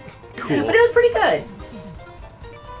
I don't know if Conan's is still open here in Austin, but they serve really good deep dish pizza. Like deep dish. Deep. Super deep. And they serve it in the dish too. I'm also, you know what I'm going to say though? You know who actually has really, really good pizza? California Pizza Kitchen. There's one of those actually at the Domain. And, by the way, I wonder how much of the Domain's going to be there when it opens up again. Who knows? And they actually have some really, really... I eat gluten-free pizza because if I don't, I will poop. Well, I'll poop anyway, but it'll be much worse and I'll feel like shit. I'll go there, Simon. I like barbecue chicken and baked bacon pizza. I've had it a couple different places. I like it. I think you'd really like California Pizza Kitchen. It's a nice, chill, sit-down restaurant. The pizza is pretty decent, and their gluten-free pizza is actually pretty damn good. I really like their cauliflower crust. I like the cauliflower crust because instead of trying to be like regular pizza crust and failing, it's like, all right, fuckers, this isn't your mama's pizza crust. This is gonna taste like this, and you're gonna like it. I'm like, damn, I do like it. I don't like cauliflower. Okay, then you'd fucking hate it. Well, that's okay. They have normal crust, and good. it tastes like normal pizza. That's what Mara always gets when we go. Cause we are often at the Domain, which I don't know why. It just happens. I've seen a lot of people wishing they were having pizza, making people hungry. Sorry, folks. The stream is sponsored by pizza. The concept of pizza approached us, and we're like, listen, everyone else, all the other marketing teams want us to talk about these trying times. No, you know what to do. Look, we're looking for a new face of pizza. Ever since Papa John, you wanna promote pizza and also not say slurs. Well, listen, that's the two things we can do. Fucking Papa John. Easiest job in the world. All you gotta do is not say one word. Oops, you're Papa John. There was some NASCAR driver who did that on stream, which is amazing to me that we've been streaming for 5 years. And anyways, I don't want to praise myself here for not doing the easiest thing on earth. We're no better than Papa John. That's wrong. We are better than Papa John. Okay, we're better than Papa John. Except that we don't make pizza. Maybe we should learn how to make pizza. Pal's Pizza. Oh, I don't know if we need Learn Pal's how to pizza. make pizza the not racist way. That is...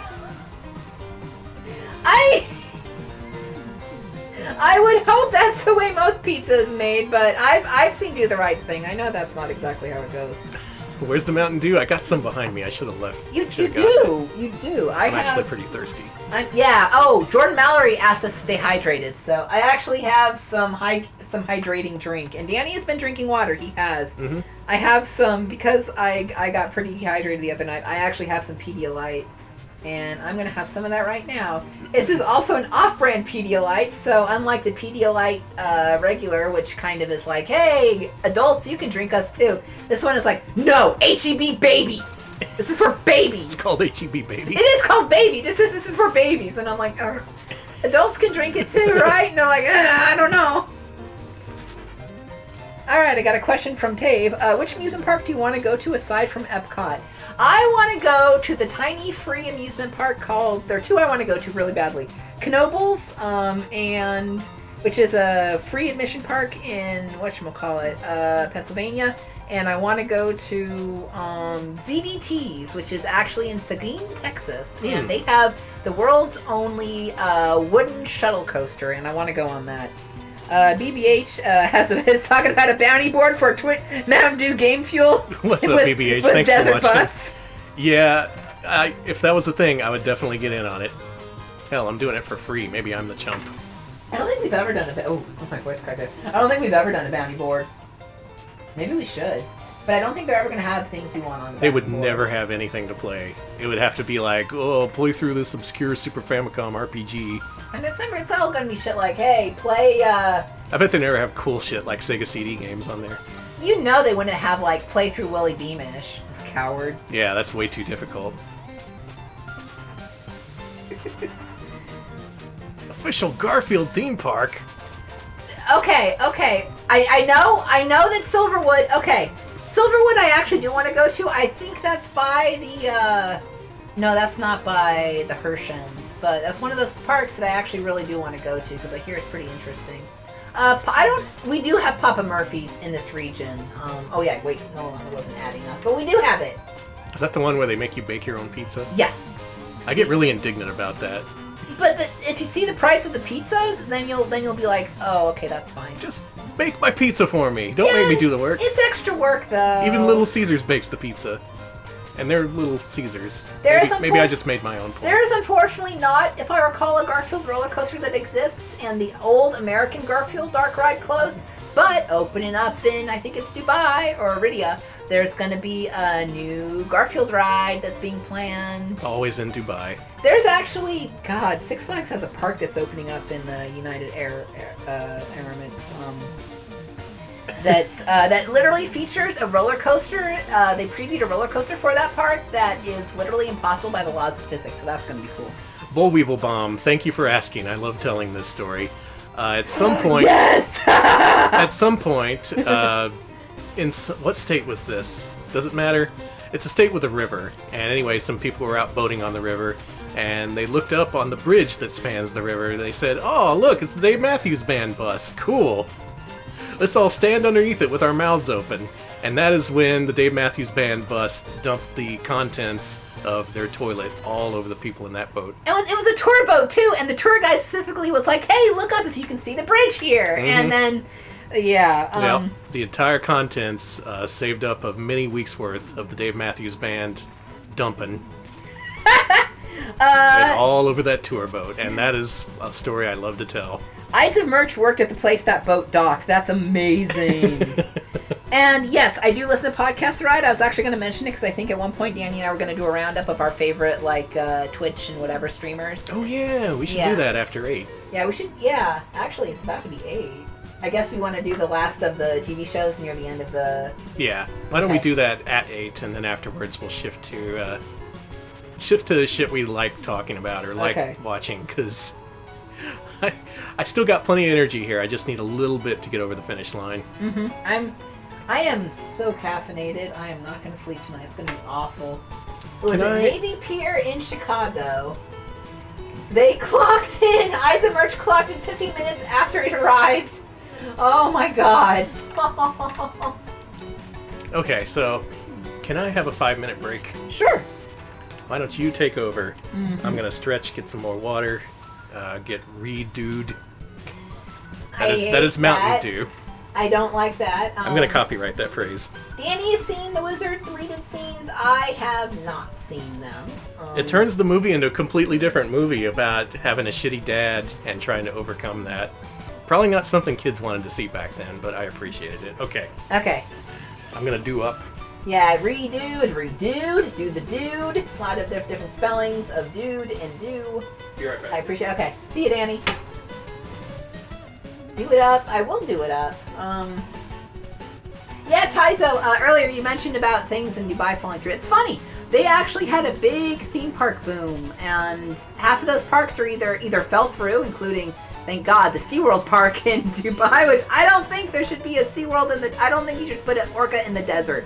I'm going to go out on a limb and say that's a bad idea, and that maybe they should stay in the water. Secondly, a lot of the Dubai Six Flags actually did have a Dubai park and it fell through. I do apologize if I'm mispronouncing it. The new park is done with the MBS's Ridia, and I completely apologize if I mispronounced that. That is a development area that they're doing. I know Six Flags is planning a park there, along with a couple other theme parks that are going to be there. That'll probably fall through. It's funny, a lot of the parks in Dubai, some of them are still there, but if you watch like people visiting those parks, they are empty. And the Lionsgate Park actually did open in Dubai. The Lionsgate Park opened as Motion Gate. And a lot of the parks that were there, it was going to be like a DreamWorks park, Universal Park. Universal Park fell through, but the the Lionsgate part of that one park opened up. There's also a Bollywood-themed park. There was going to be one at one point. I don't know if that one opened. Yeah, but a lot of the parks are they're trying that again with the other new initiative, and yeah. But yeah, it's funny if you watch walkthroughs or whatever of folks visiting these parks. They're always empty. Like, the ones that are open are very, very empty. I heard that those parks, pardon me. I heard that those parks are actually, they're only empty in those videos because those videos are filming during the day, and most locals only visit at night, which makes a lot of sense because they're at work, and that makes sense, and also it is extremely boiling hot during the day. I know that there is one ride in Dubai, one of the fastest, I want to say, roller coasters in the world, and you actually have to wear a pair of goggles when you go on it because if a bug hits you, it would not be good for your eyes. You would probably, it would be very unpleasant. Let's see. I'm filling time with all the theme park knowledge I know, which is not as much as you'd think, but enough. Yeah, it would be a fatal bug splat. You wouldn't fucking want that. I think the only other theme park I really want to go to, like Dream Park, would be Europa Park in Germany, which is a park run by a ride manufacturer and mock rides. And I want to go there. Fuck it, I want to go there. I want to go to Efteling. I want to go to all these places I'm not going to be able to afford because my great grandma ate fucking possum. But there are a lot of places I would love to visit in the world at large, and I'm thinking about it a lot now that I can't visit anything even if I had money. Let's see here. I'm doing pretty good on this on not crashing. I was gonna make a joke about how funny it would be if I crashed when Danny was out, but knowing me, knowing my luck, that's actually going to happen. So. Yeah, I actually don't do roller coasters anymore, or I won't when I may go on one or two, but for the most part, because my brain is bad, I don't want those G-forces. Oh man, I actually never, okay, I do have a Disney Quest story, and it's about my mom. My mom's wife, before she passed, she used to work at Disneyland, and she also worked, she did the candlelight procession at Disneyland. It's a holiday thing. And one time, she was actually asked by Disney to do the candlelight processional at Walt Disney World. So my mom and her got basically a nice little vacation to Disney World, so my mom's wife could work there. And when they were there, my mom and her wife were choosing what to do. Like, what they would choose, like, would we go here? Would we go to I forget what it was, like which park do we want to go to. So my mom was allowed something to pick, to do. And my mom insisted on going to Disney Quest. She was like, we gotta go to Disney Quest. That seems so much fun. It looks so fun in the brochures. This was, by the way, in 2007, 2008, maybe later. It was near the end times of Disney Quest. So they go, and Disney Quest, as you may know, sucked a lot. It was really empty, it was really shitty, and they paid full price to get in. So I think that was like $20 each. And they it was so shitty that for literally the rest of because my mom's wife, she passed a couple years ago. For the rest of her fucking life, anytime my mom made a bad decision, her wife would just turn to my mom and just be like, Disney Quest, huh? Disney Quest. Every time she would bring up fucking Disney Quest. I have been to Disneyland. I actually went to Disneyland a lot once my mom got free admission because of, you know, her working there. But I think I mentioned earlier my grandma was very much like, she liked me, but she didn't like my mom. So one year she got us season passes, and we went a lot when we had season passes. She just got me and my mom's wife season passes. She liked my mom's wife because my mom's wife was a Catholic school teacher, so she was like, oh, well, lesbians are immoral, but this one's Catholic, and I'm Catholic, so she's probably not that immoral. Don't ask. It's weird, conservative relatives. I really, actually, I gotta say, a lot of other season pass holders are the wildest motherfuckers on earth. But I really did enjoy, sometimes my mom would be like, fuck it, let's go to Disneyland and eat dinner and just hang out and do nothing at Disneyland. And I'm like, yes! I don't want to hang out with my friends. I just want to go to Disneyland and eat clam chowder. And I did.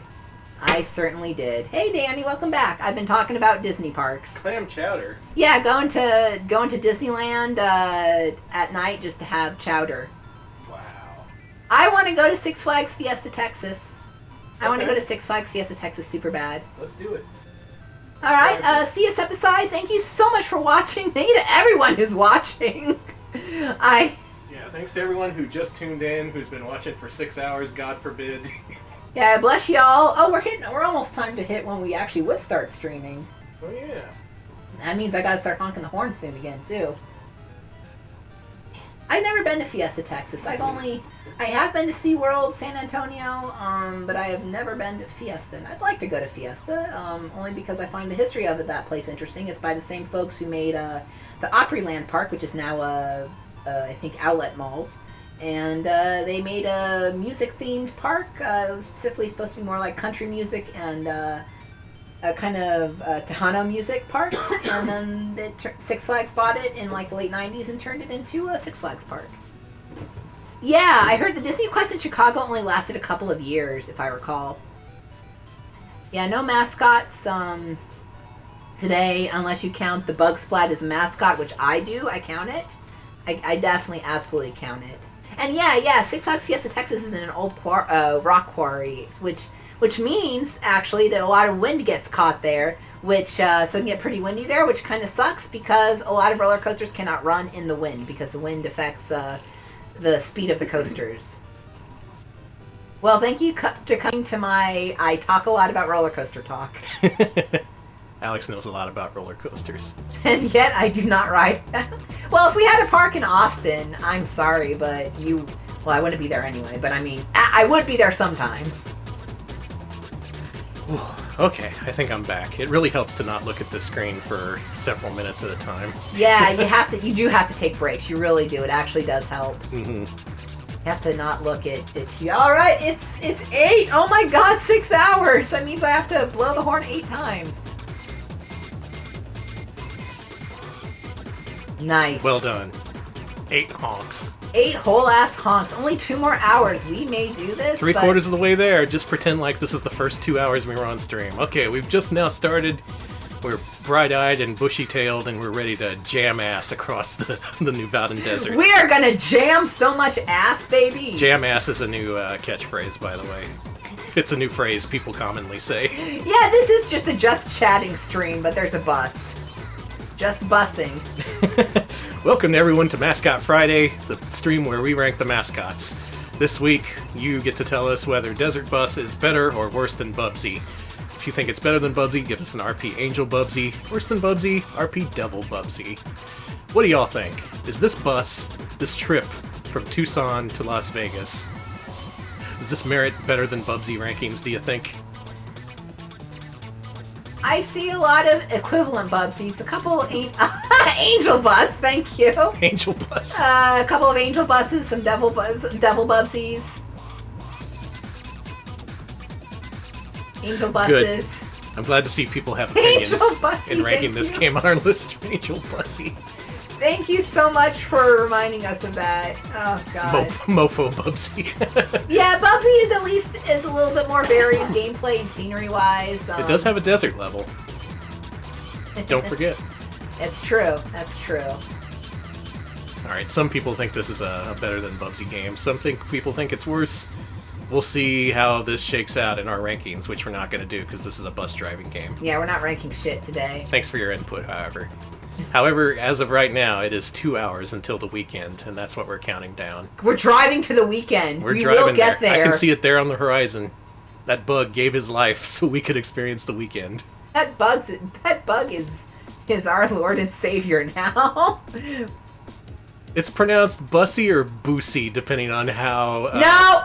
Yeah, I'll just... Let's just leave... That sentence came to a sudden end. Let's leave that at the side of the road along with these tumbleweeds and shit. See, that's that conversation. We're passing it by. There it goes. And there it goes. Tokyo Bus Guide, I would say, is superior to this. There's a lot to that game. You gotta make the turn signals, you gotta put on your hazards, you gotta make sure to do your pre-flight checklist before you close the door and get everyone going. Mm-hmm. I think I'm ready for Tokyo Bus Guide after this. You think so? I think this has prepared me. Will I rank the platformer bit of Smoke and Mirrors? Not a platformer. You could jump. There was only one place where you could jump up. That was the Escapo fight. Otherwise, none of the jumping has any consequence. It's just to move Penn faster. With his little skip. I do love his skip. Yeah, we're gonna jam ass across Tokyo. Yeah. Just call us the Ass Jammers. Actually, do not call me that. They call us the bad boys of busing. I would not like to be called that, thank you. Jam ass down to Tokyo. The Tokyo Jam Asses with the bus boys. All right, that's what it's going to be called. You want me to hand it over and do the last part of the game I invented for us? Let's do it. I'm ready. Okay. So, you've read 20 questions. I think I got either 4 or 5 wrong. Yeah, you've actually had a pretty good rate on this. So if you're just joining us, I went through my massive 1,600-page complete directory to primetime network and cable TV shows. I picked out 20 shows that sound extremely fake, and then I also made 10 fake shows. And I've been reading them off and seeing if Danny can guess whether or not the show I'm reading off is fake or real. Danny's actually been doing pretty good. Thanks to Kate Lib C for the 27 bits. A little bit more for the gas tank. Yeah, using that biodiesel. Yeah, we are using biodiesel. That's why it's going a little slow. We're running on fumes, but we're getting there. Mm-hmm. So what I have to do is I have to read... Alex is going to read me the premise to a bunch of different weird sitcoms, and I have to determine whether it's real or fake. So far, it's been real difficult. It has, especially when it comes to alien and monkey shows, of which there were very, very many. All right, so this show, this is a spin-off show. Okay, it's getting serious. We're in game show time. Here we go. It's called Checking In. It's a Jeffersons spin-off featuring Florence, the Jeffersons maid. She leaves the Jeffersons to become a housekeeper at the fictional St. Frederick Hotel in New York City. This show was panned pretty badly and only lasted from April 9th to April 30th, 1981. Danny is checking in at the Jeffersons spin-off about Florence becoming a maid at a big fancy hotel, only lasting throughout April 81. Is this show fake or real? Fact or fiction? Is it beyond belief? Is it believable? First of all, I saw a question in chat. How do I keep my sanity? I haven't. We haven't. Second of all, the Jeffersons did have a few spin-offs, didn't it? Mm-hmm. I'm trying to remember if this is one of them. You may be counting on the fact that I know that there's Jefferson spin-offs to make me think that this is real, so I'm going to say it's fake. Danny Cowan. Yeah. Checking in. The Jefferson spin-off starring Florence the Maid that only lasted through the month of April, 1981. is 1,000% real. God damn it. Yeah, let's see what page it's on in the book here. That one I also... Wow. Only lasted a month, huh? That one I'm shocked I got you on. That one, I was like, I put that at first because I thought it was a gimme. You got me second guessing myself. Is the I problem. do. I'm psychologically mind freaking you. I'm being mind freaked. All right. Checking out is, if you have this book, if you're playing along at home, checking in, I should say, it's on page 209 of the complete directory of primetime American cable TV shows. Yep, there's the Wikipedia link. It's a real-ass show. And Yes. that's right, it is a spin-off itself of All in the Family. Mm-hmm. All in the Family actually did have a few spin-offs in and of itself. Archie's Bar, Meathead Mania. That wasn't real. No, it wasn't. That one was. You just made that one up. All right. Okay, let's try some more. This one's a little different later time, but I think this one you know. Okay. You've heard of. Air Bud's Big League Pets. I'm getting into the crazy shit here. Ooh. Air Bud, a real golden retriever named Max in real life, presents clips of different pets engaged in sports and other physical activities. He offers sports-style narration and commentary as well. It was a lot like those Animals' Funniest Moments, but it was more sports-style narration than goofy narration. It lasted from June 21st through December 28th, 2002. Air Bud's Big League Pets. I know my Air Bud. We've seen some of the Air Bud movies and all of the Buddies movies. Yes, we have, But unfortunately. this one is unfamiliar to me, but it sounds plausible. You're in my brain now. You're living rent-free in my brain.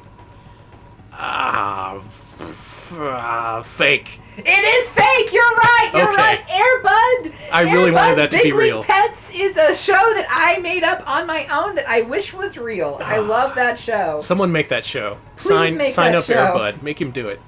Okay. Make his horrible children do it. All right. I have this one listed under etc. weirdness, which is what I listed Air Bud under.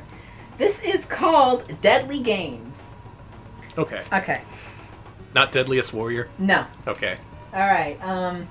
A recently divorced video game designer and physicist makes an FMV game where he casts his wife's divorce lawyer and people he despises as the villains, while he himself is the hero and his ex-wife is a damsel in distress he must rescue.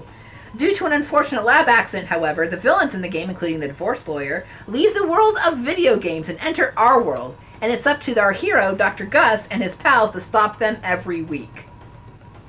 This ran from September 5th, 1995 to July 17th, 1997. Right when the FMV boom was. Makes sense. Ooh. Can I use Phone a Friend? I'm your friend. Shit. This could have been real. I'm going to say... real. It is real! Yes. It is real, and it's the fakest thing I've ever heard of in my life!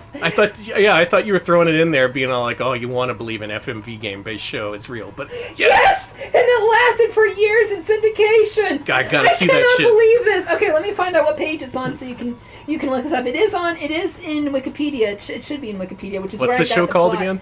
Deadly Games. Okay. And it's about this guy making a live action. They call it a live action game, which is essentially a fucking FMV game. Yeah. What's this in the thing? Deadly Games is Executive on... producer Leonard Nimoy says back Yes, from Hall of Fame. yes, that's true. That's true. This is on page 290. It featured Christopher Lloyd as the villain, Sebastian Jackal. Wow. Incredible.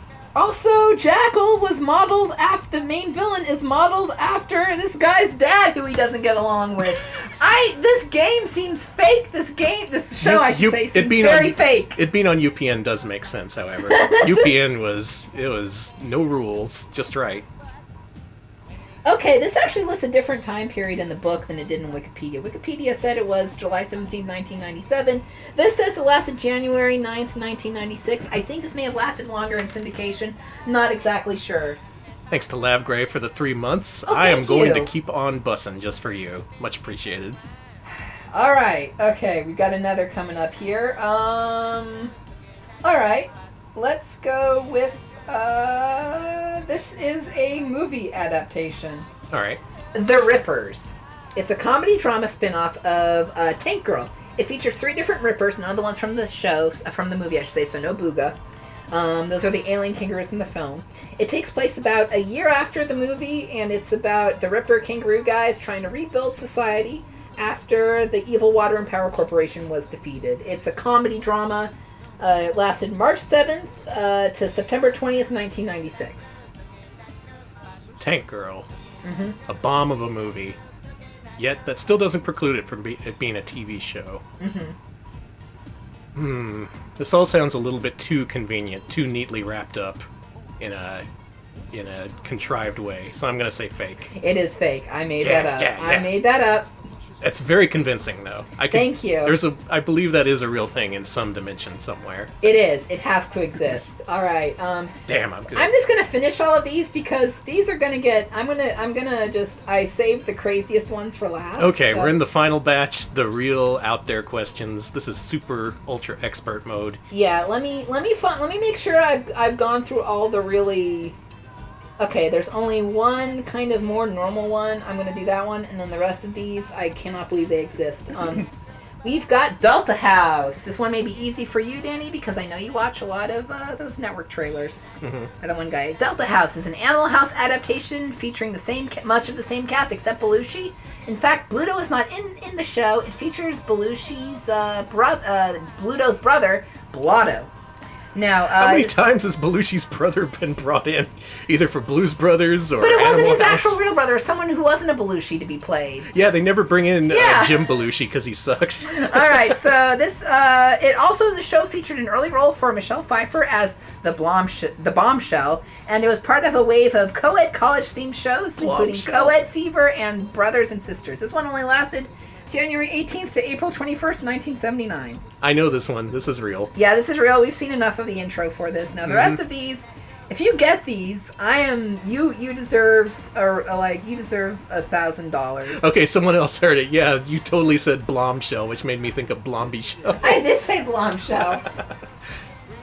A TV show based on the hit pirate arcade game Blomby Car. Okay, now I know Electric Boogaloo, you are too smart about this, so please don't clue Danny in on what's real and what's fake. Please. I'm not looking at the chat. Oh, thank God. Okay. All right, here's another spin-off show for you. James at Large. This is a White Shadow spin-off starring a pediatric sports medicine specialist named James Houston. James not only treats the students of the Carver High School basketball team, he also uses his skills as a private detective to try to solve their problems. Short-lived show lasted from June 2nd to October 30th, 1979. Okay, White Shadow I've actually seen some of because it was on Nick at Night for a time. It was about a high school basketball coach designed to bring the misfits and bring them together and make them good basketball players. Yep. As for whether it was popular enough to warrant a spin-off, yeah, I think it did happen, and I think it did happen in the 70s. Yes, I'm going to say that's real. Okay. James at Large, the White Shadow spin-off, where the pediatric sports medicine specialist solves mysteries, is 100% fake. God damn you! You can blame on Mara. This was all Mara. This was 99% Mara's idea. The devil is in the details. It is. When she said that was yeah. Ah, I see her in chat. Yes, this was 100%. You got me. You can feel proud for this one. This was a White Shadow spin-off. How dare you? Yeah, it's funny. Me and Mara were like, man, if we were born in a different era and like you could be TV writers. No, we were like we could be TV writers. Also, we would have to do cocaine, which I don't think we would do. But all right, so I can't believe I got you on that one. You got me. After 6 hours of driving, I'm starting to show my weaknesses. Okay, this show is in my etc. weirdness category. It's called The Charmings. All right. Snow White and Prince Charming are put under a 1,000-year spell by the evil witch. Unfortunately, the evil queen/witch also puts herself under that same spell, along with one of the 7 dwarfs. Which one? I don't know, actually. Okay. I'm not sure which dwarf now. They awake from their 1,000-year sleep, and what do? They move to beautiful Burbank, California. Can these 2 lovebirds survive the go-go world of the 80s? Who comes along with them, by the way? Of course, the Evil Queen and their dwarf friend. This lasted from March 20th, 1987 to February 11th, 1988. Ooh, late 80s. Is the Charmings. Absolutely real. It is absolutely real. I couldn't make that shit up. That sounds too real to be fake. Unbelievable. Which dwarf was it? I don't know! Someone do the research. Tell me which dwarf it was. Was it Doc? Was it Grumpy? Sleepy? Sneezy? Okay, let me see how Dopey? many... Lazy? Bashful? Is that all of them? I think there was Did I get all of them?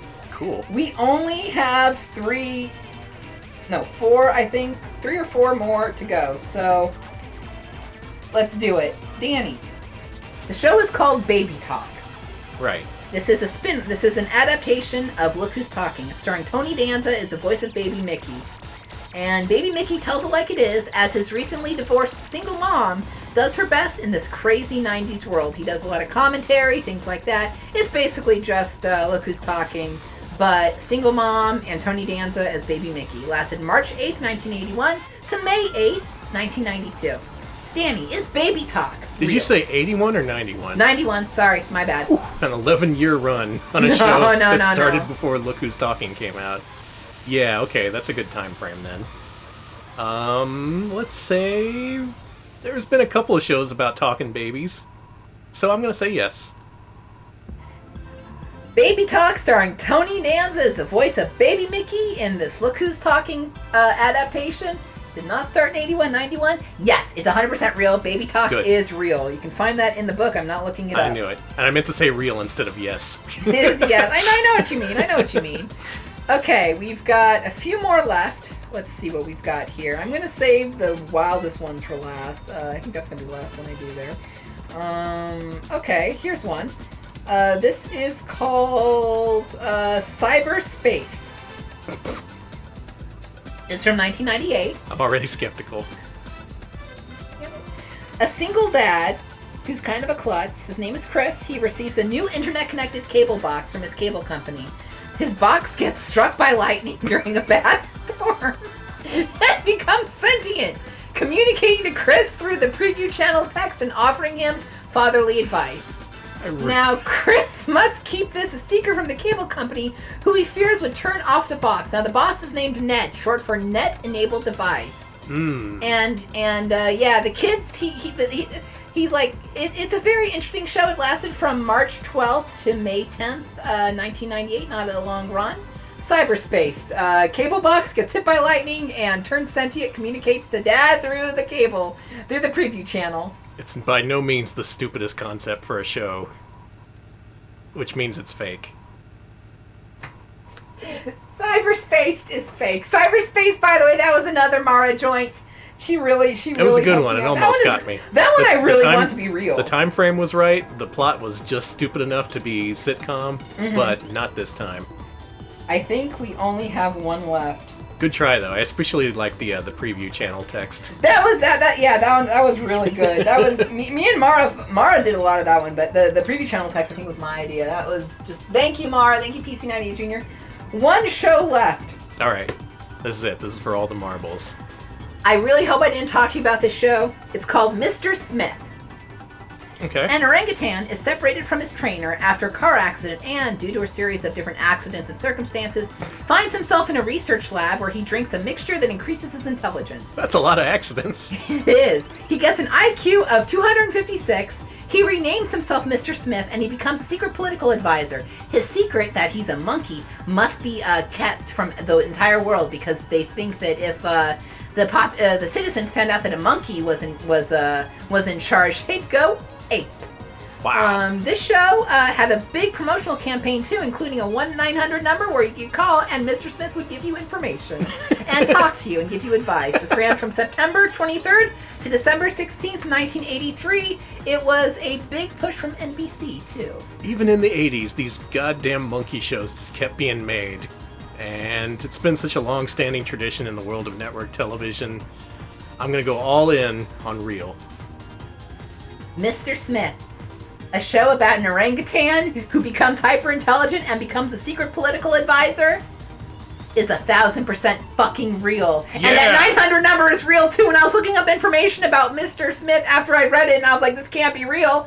I not only found out it was real, there's an episode online Also, that 900 number. They had an ad for it where it's like, yeah, just call the 900 number and get messages from me, Mr. Smith, the orangutan. By the way, this orangutan, you may remember them from Every Which Way But Loose. Oh, it's a famous monkey. Yes, this orangutan is starred alongside Clint Eastwood. So much. Wow. Yes, what an accomplished... It is from the creators of Taxi. You're not wrong. Quite an accomplished monkey there. Amazing. Whew, those are the fake and real TV shows that just... I cannot believe this was real. Okay, you got me on a few. I think got most of them right, and I think I missed either 5 or 6. Yeah, you did pretty damn good. I didn't keep score because a couple of your fake ones really faked me out. Like you had details that matched up with the exact kind of details they provided in the book. Mm-hmm. You did good. I think I'm proudest of Air Bud's Big League Pets because I could 1,000% see that in that time period. That was fun. Thank you, Alex. Oh, you're welcome. I also liked the daddies. Also, Violet's Wish is my favorite, and I wish that was a real TV show. Yeah. I wish that there was a real TV show about an eccentric old woman's dying wish to get... It sounded like a show I heard about the other day called, what was it, Jane Slept Here or something? Mm. It was about a ghost of a lady who was murdered. Like someone is in their house and they're told to do things by Jane, who was murdered. Mm. It's probably not Jane. It's something else. Someone slept here. That sounds very fake, but I know it's real. I can personally say Alex also owns a pilot of a TV show called Baby Bob. Yes. Which is about a talking baby, similar to the show that he described, but not too off the rails. Yeah, the thing about Baby Bob. Jennifer Slept Here. That's what it is. Thank you. Baby Bob is based off of. It's actually spun off of, I think it was Net Zero. It was one of those companies that their mascot was a talking baby. The baby ended up going to Quiznos after, by the way. No, seriously, yeah. They actually sold the character rights to Quiznos, and yeah. No, and then they spun it off. I think it was the first net advertisement mascot turned TV show, kind of like the Caveman Show. And things like that, if you remember Freeinternet.com. Yep. Freeinternet.com, thank you. Not Net Zero, it's totally different. Wow. Yeah. I have a lot of shows I need to look up after this. So many monkey shows, so many... Alex was talking about all these different alien shows, and he was right. That's a common thing. Yeah, like, I was talking about it with Mara. Like, there's Out of This World, which was about... Again, that was like that 30 Rock from the Sun, the one from the 80s. Out of This World? Yes. Now that was the one where, that was the one where either dad or mom is a space alien, and this teen girl is half alien, and she has a bunch of magic powers. Mr. Smith and Jennifer Slept Here aired back to back. Holy shit! That is some must-see TV right there. Oh my god! Mork and Mindy was the name of the show I was trying to Mork think and of. Mindy, yes. Ever since Mork from Ork became a thing, everyone wanted to make the wacky alien shows. There were so fucking many. That was a spin-off of Happy Days. Mork was in Happy Days. It is a wild, weird world of network television, and thank God we don't have to watch it anymore. Instead, we can watch what we want to watch. People driving a bus to Vegas.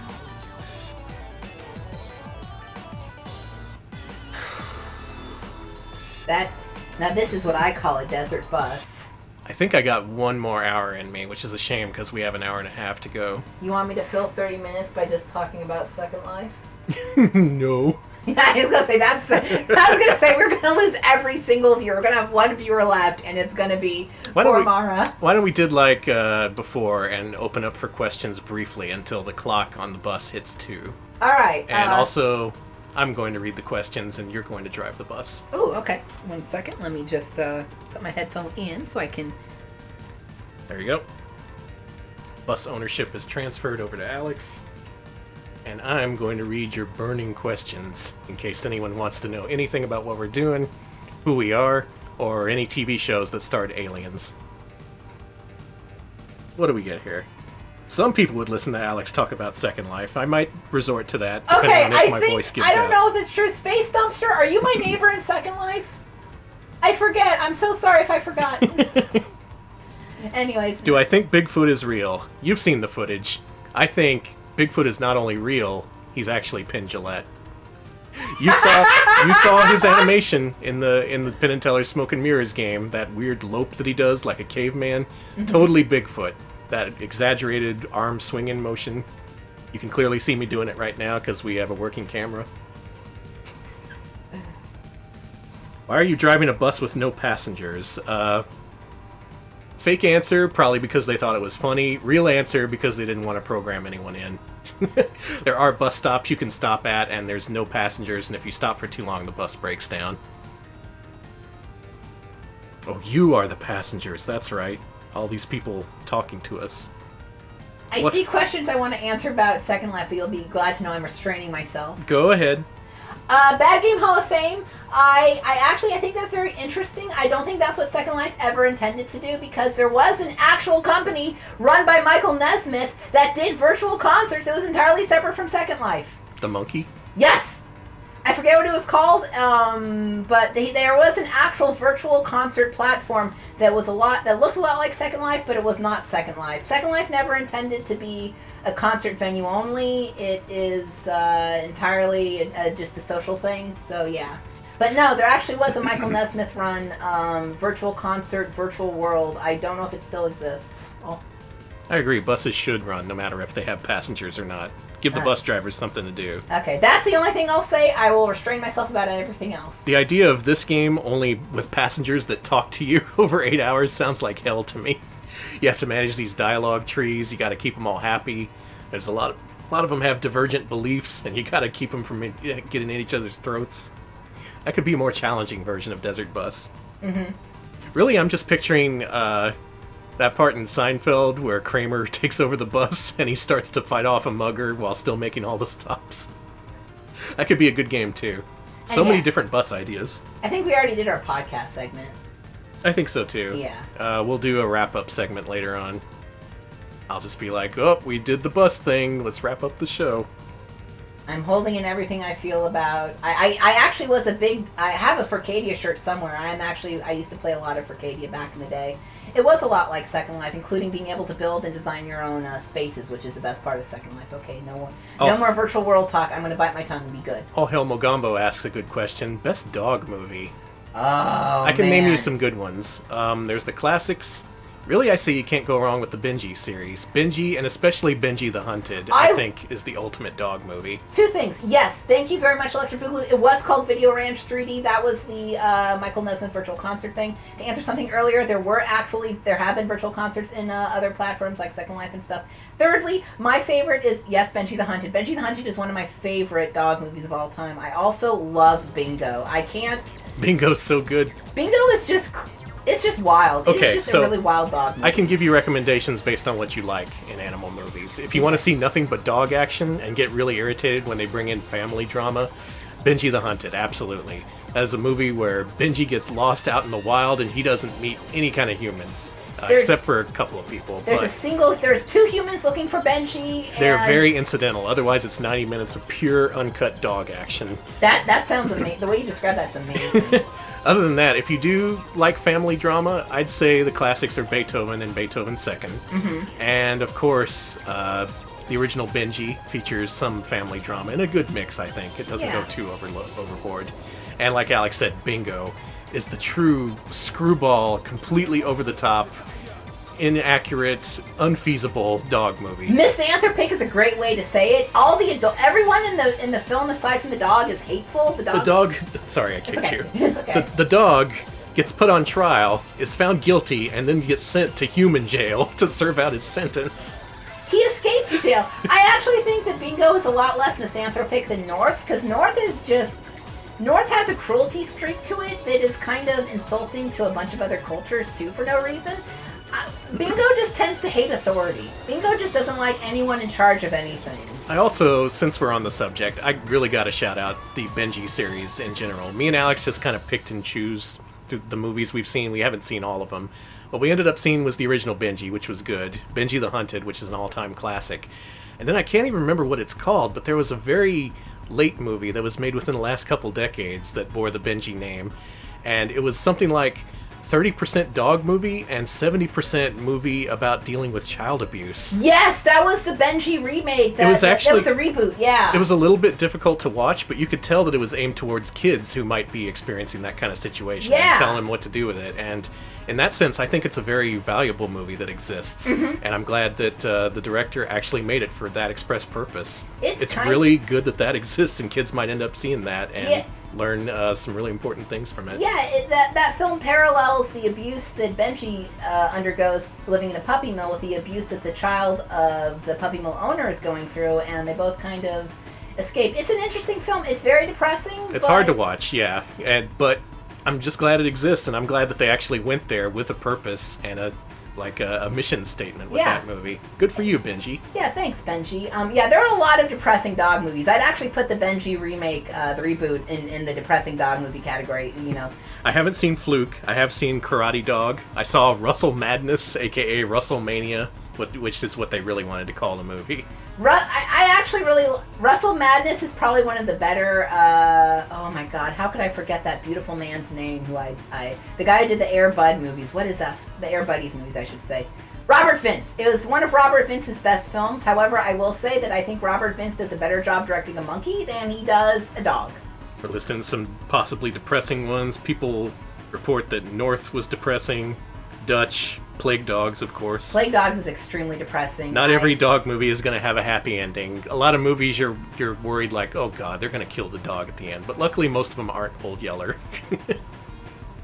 Yeah, 300 bits from Tyza who says, I'm going to head to bed. May you continue to jam ass for the next hour and a half. We will. I will jam all the ass, thank you. This ass is jammed. I think those 300 bits will fill up our gas tank up to Vegas. Absolutely. Yes, Johnny Morrison is in Russell Madness as a man who has to basically lose to a dog. And he does a great job of it. He jobs for a dog. He does. He does job for a dog. It's beautiful. Dude, Babe 2. I don't think... God. That is really high-tier animal film. Also, it's one of the best, actually. Yeah, it's a real emotional roller coaster. Mm-hmm. Like a dog almost drowns. It gets real dark, but I'd say it's also really good. I don't think any dog movies really got that kind of. They don't really reach that level. They didn't. Mm-mm. They don't want to go there. It's so good. I really, Babe Pig in the City is one of my favorite animal movies. Just for going there, just for being like, fuck it. Yeah, see you around, Taizo. Thanks for sticking around. Yeah, thank you so much for watching. Freaking man, if you're talking about perfect records with animal movies, the Babe series, 2 movies that completely kicked ass and then left forever. And they had different tones too. Like, yeah, Pig if you wanted a nice happy animal movie, there's the original Babe, and if you wanted whatever Pig in the City was, there's that for you. We are not raising money for anything right now. This is yeah, we're doing this for fun. Yeah, we don't. We're sick. Yeah, we're sick and twisted. You know what? I'm gonna say it. I think that the first Happy Feet movie, also by George Miller, I thought it was fine. I didn't think it was great, but I actually didn't think it was. I haven't seen the sequels, and I don't think I really want to watch them. But I actually thought the first Happy Feet movie was all right. Scrolling up, and I'm seeing. I have not seen Where the Red Fern Grows. I did read the book. I assume the movie is just depressing. Bus stop. There it goes. A lot of people hated Happy Feet. They didn't like Happy Feet. That's fine. I appreciated Happy Feet for at least, trying something, but I'm not saying it's great. Yeah, this is Desert Bus for us. Not really sure why or who we're doing this for, but it's happening. We're doing it to see if we can. Yeah, that's essentially what it is. This is a Retro Pals challenge. We're going to unlock achievement after this. What can we... Absolutely. What can we unlock? It's worth 20 gamer points on Xbox Live. Are we talking about Gordy? Okay. Gordy is fucking an amazing... shit. Don't talk about Gordy. Okay. I won't talk about Gordy too much. Gordy's the fucking worst. Gordy, I think we have a VHS of it. I have a button for it too. Thank you very much to I think it was BMF and Xkeeper who sent me that. Thank you.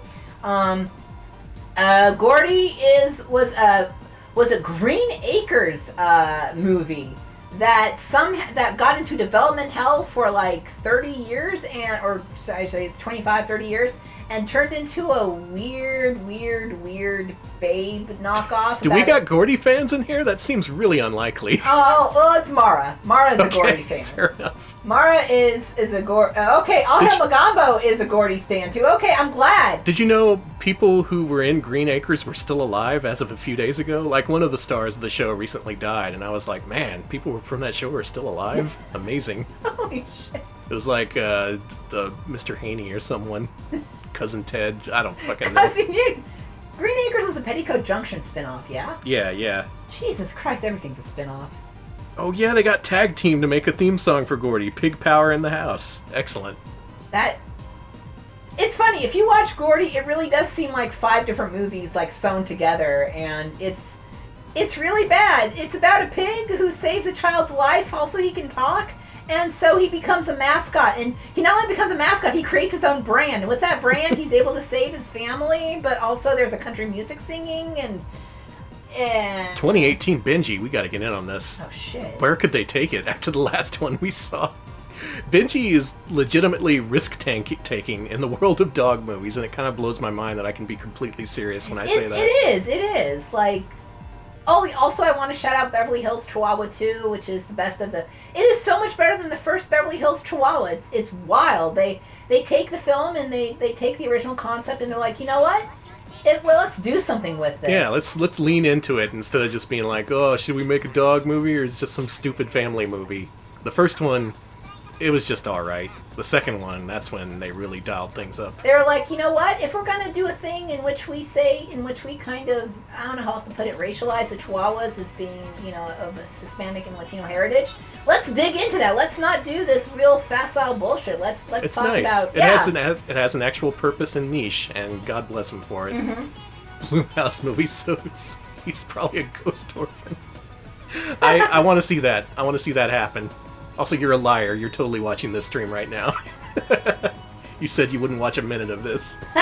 But thank you for joining for the sake of dog movie conversation. Always willing to talk about dog movies.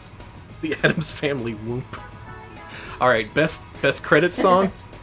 There's a lot of them in the 90s. Addams Family Whoop is way up there. I also like... Man, what was the other Addams Family song? Whoop, the Addams Family, there it is. That's the same song. Oh, okay, it's Addams Family, Addams Family Rap by MC Hammer, where they do what they want to do, say what they want to say, live how they want to live, play how they want to play. Man, Addams Family, they had the credits theme all wrapped up in the 90s. Yeah, it was Tom Lester who died. They were also in Gordy. Yeah, that's right. Oh, he was in Gordy too. It all ties together. Everything is connected.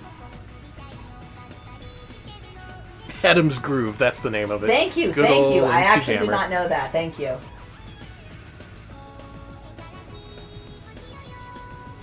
Don't know if you can hear this music, but this is the theme song from Kokoro Scan. I was going to ask if this is Miku. No, it's close. It's about a heart reading app for the Nintendo DS. Oh. Don't read my heart. I'm reading it right now. Don't.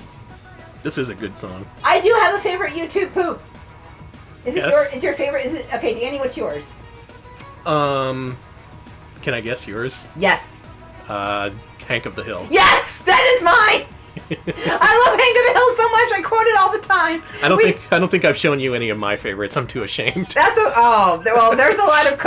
lot of videos I haven't shown people because I love them so much, and I'm like, no one else will like this. Dallas Salad. I think my favorite is we got Mara's coworkers were kind enough to give us their old trimmer and mower, and when I got them, all I could say was hedges and clippers and hedges and clippers and hedges and clippers and hedges and clippers. Good shit. Sea Kings. Okay, I need to stop. None of these I would recommend, but I remember really liking the series of Hyrule dating videos that they made off of the Philips CDI cutscenes. Oh my god, I haven't seen those. It was, it's probably aged very poorly, but it's them saying various lewd sexual things and then being like, call me up at 1-900. I was going to say, I don't know if they count as YouTube poops, like they were pre-YouTube poop, but I count them in the same genre a bit. The G.I. Joe PSAs. Oh yeah, that's like a front runner to a forerunner to YouTube poops. Mm-hmm. And then of course there's You're the Man Now Dog, which just came back. As time as a circle, just a flat circle. Time never ends, baby. 10 years from now, we're gonna reopen You'reTheManNowDog.com. Skooks. Man, all this stuff. It's like I'm in a time machine right now. That's also a bus. Going 45 miles an hour. Oh, yeah, it was Fensler Films. Thank you.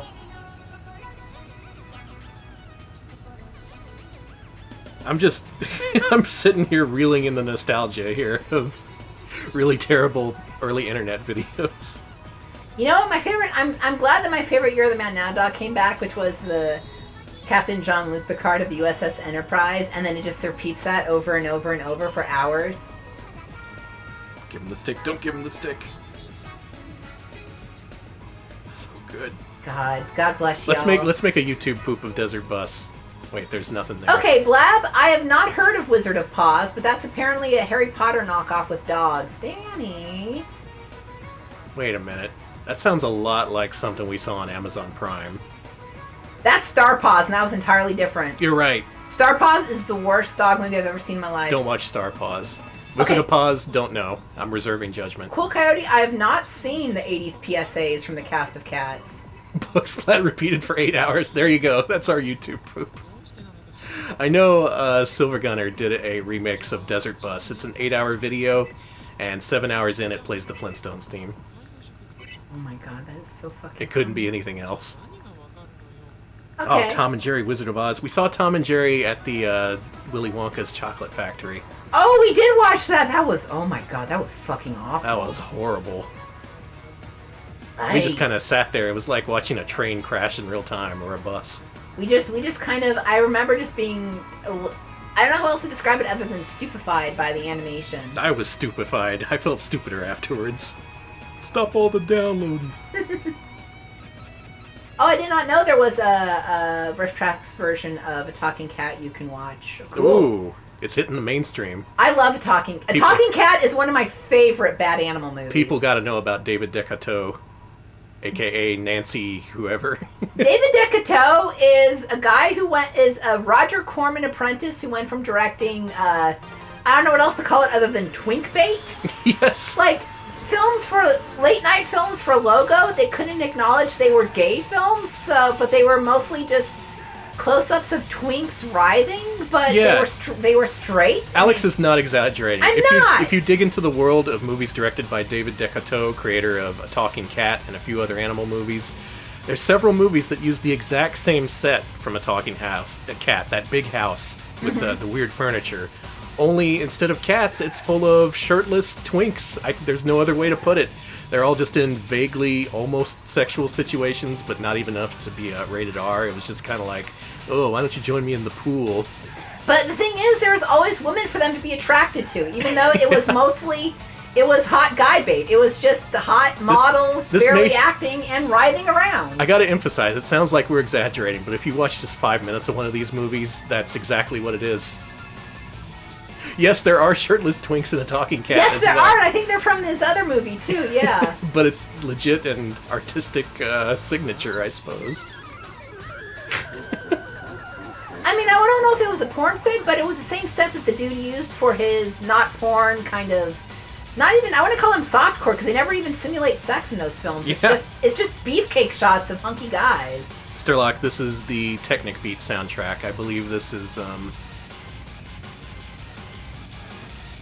Splatterhouse remix, I think? Yeah. Or Tower of Draga, or one of those. It's a good soundtrack. Go listen to it. Yeah, twink. It's twink core again, twink bait, because they make you think that all these men are gonna make out, or it's gonna be some kind of horny, and it's not, but it is.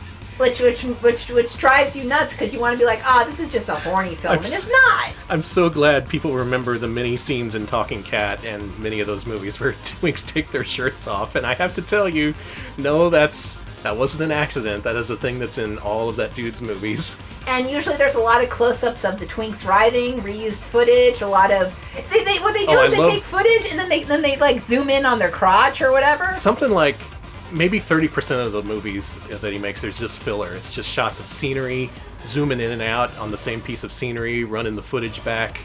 There's very little original content in A Talking Cat and those movies. Yeah, he made kids movies because those were also easy to make. Like, yeah, it's easy money. He actually directed a movie called Easter Bunny Puppy, which is that one is weird because it's about someone who has to write they have to write a really quick, crappy novel about an Easter Bunny dog, and they don't know what to do, and it's just them kind of... It feels like the writer was writing about their experience writing this film. It's really weird. Yeah, it's... there's a word for that that's not coming to mind. It's very meta. Meta, that's a good way to describe it. I see Mara talking about twink riding, yes. I'm starting to forget common words. Soon I'll leave sentence structure on the side of the road where I left my soul. So we've been talking a lot about David Decato. What were we going to do when it hit 2? I completely forgot, but whatever it is, we should move on to it. Okay. Do you remember? It was something we wanted to talk... No. Oh, it was about our favorite Twitch streams and YouTube channels. Yes, let's promote. I did this in advance. I figured we're going to spend the entire time talking about ourselves, so why not talk about other people and places we like? Yeah. Maybe if we like them, you might like them too, so maybe go follow these people on Twitch, on YouTube, or whatever. This is going to be a list of recommendations. It's all good shit. None of the bullshit. We've searched through all the different channels, all the different Twitch streams, and we've delivered the top of the top, the best of the best. Absolutely. First of all, twitch.tv/KrongoCon. Wait a minute. No! You're tricking me. Yeah, Sonic Rush is good. Mm-hmm. I actually wrote a list of many Twitch channels that I would recommend. You can link to these, you can follow these people. Odds are you might follow them already, but whatever.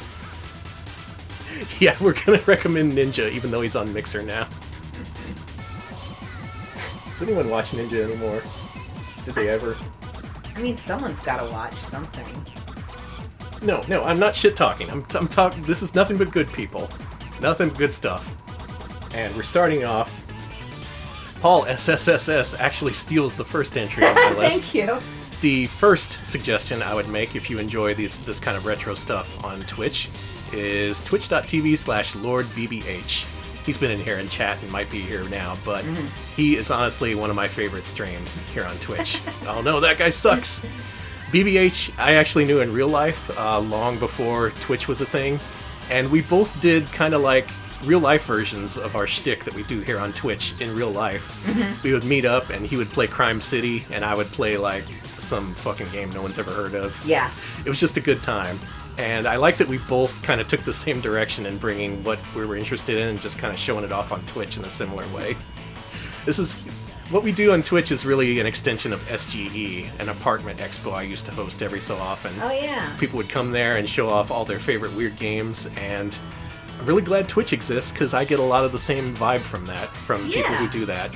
And BBH more than any other does that especially well. He runs MAME Roulette, which he's about to finish up. He's played more than 3,000 arcade games. He's going to play all of them. It'll finish up in the next few months, probably. Highly recommended follow. One of the best channels here on Twitch. I don't watch a lot of Twitch, but I do occasionally catch BBH and stuff, and I gotta say I fucking love it.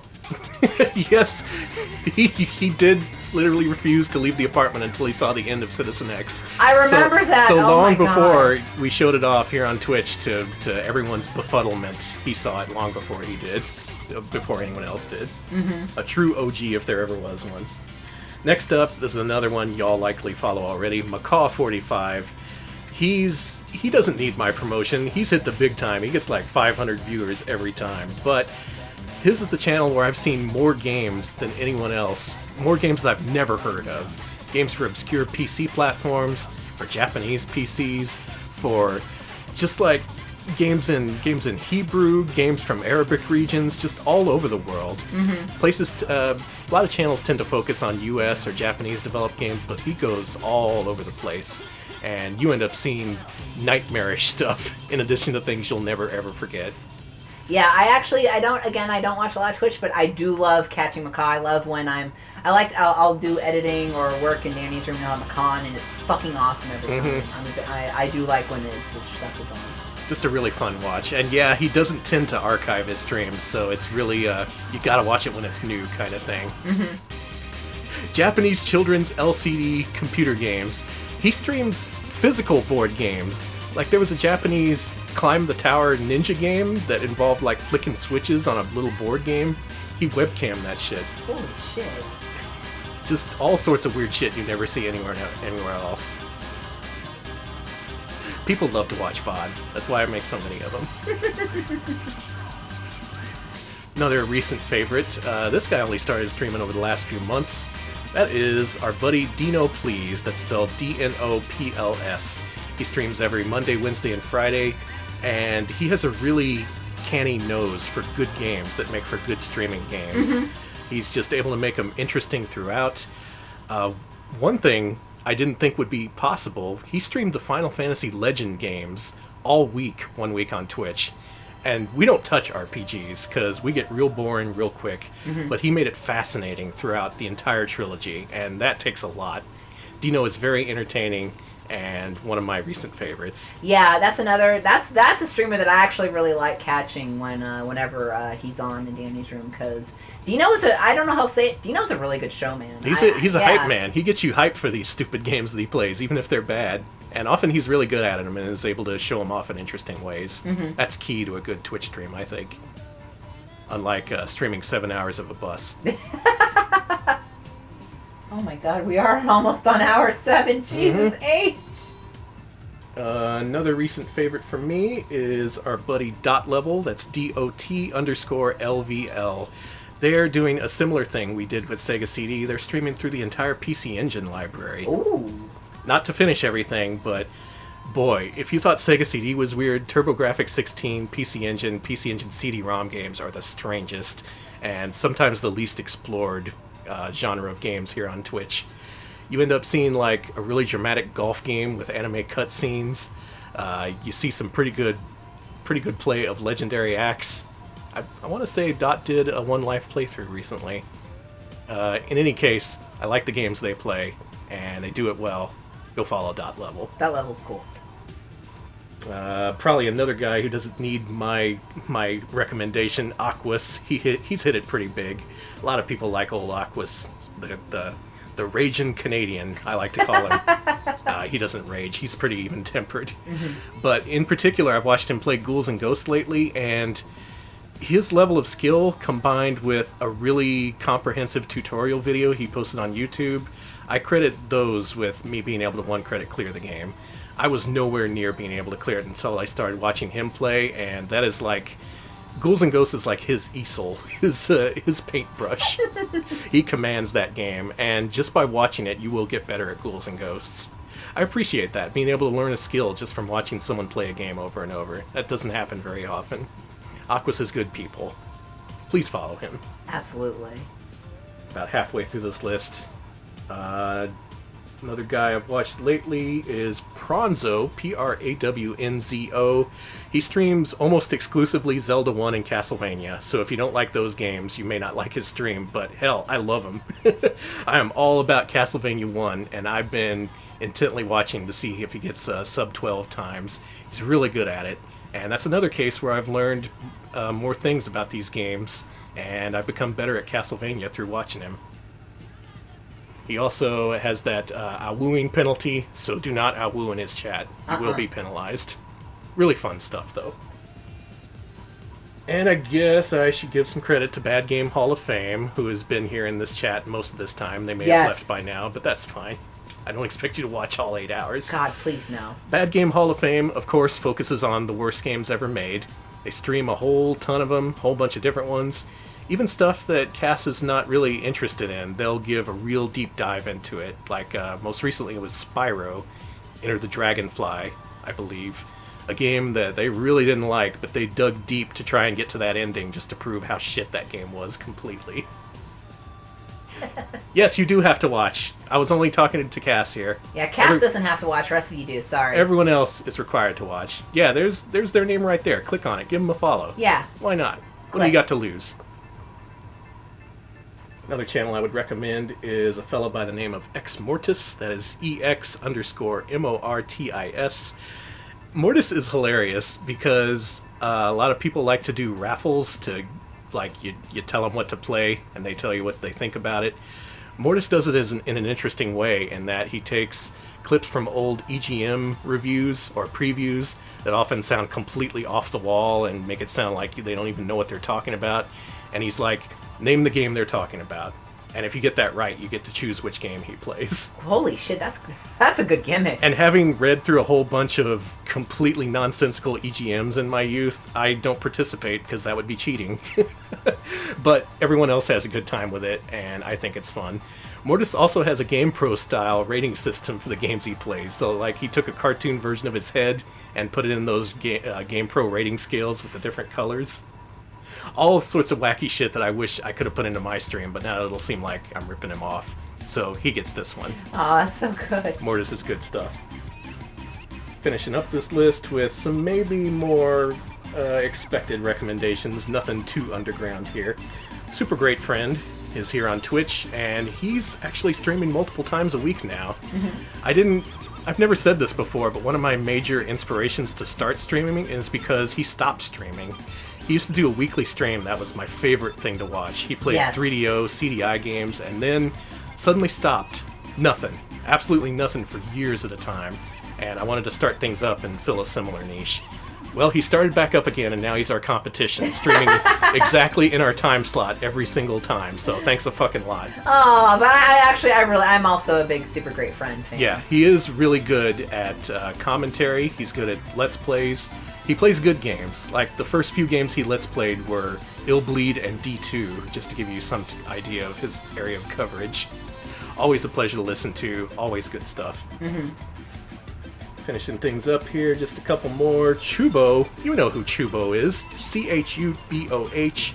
He streams a little bit of everything. Old Commodore 64 games, ZX Spectrum, often on original hardware. That's the most impressive part. Like, who has an original C64? What the fuck? But he does it, and he makes things fascinating, and there's just a weird, subtle humor that's uniquely his and related to his stream. Y'all know what I'm talking about. There's Bongo Booty. He is the #1 Bongo fan, creator of the Bongo-verse. Mm-hmm. What more can I say about him? Chubo is really good. Chubo is a delight. Couple more. I would like to officially recommend Ann K. That's ANNK_. She also focuses on Japanese computer stuff. She streams a lot of MSX games.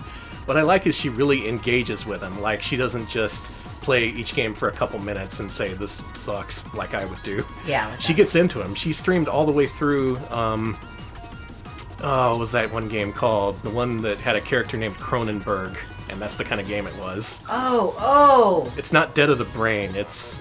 I can't think of it. But she played all the way through it, and it was really good.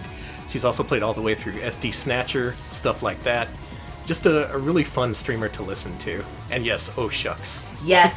That's another stream that I sometimes catch when I'm doing work and I'm doing editing work, and I like NK too.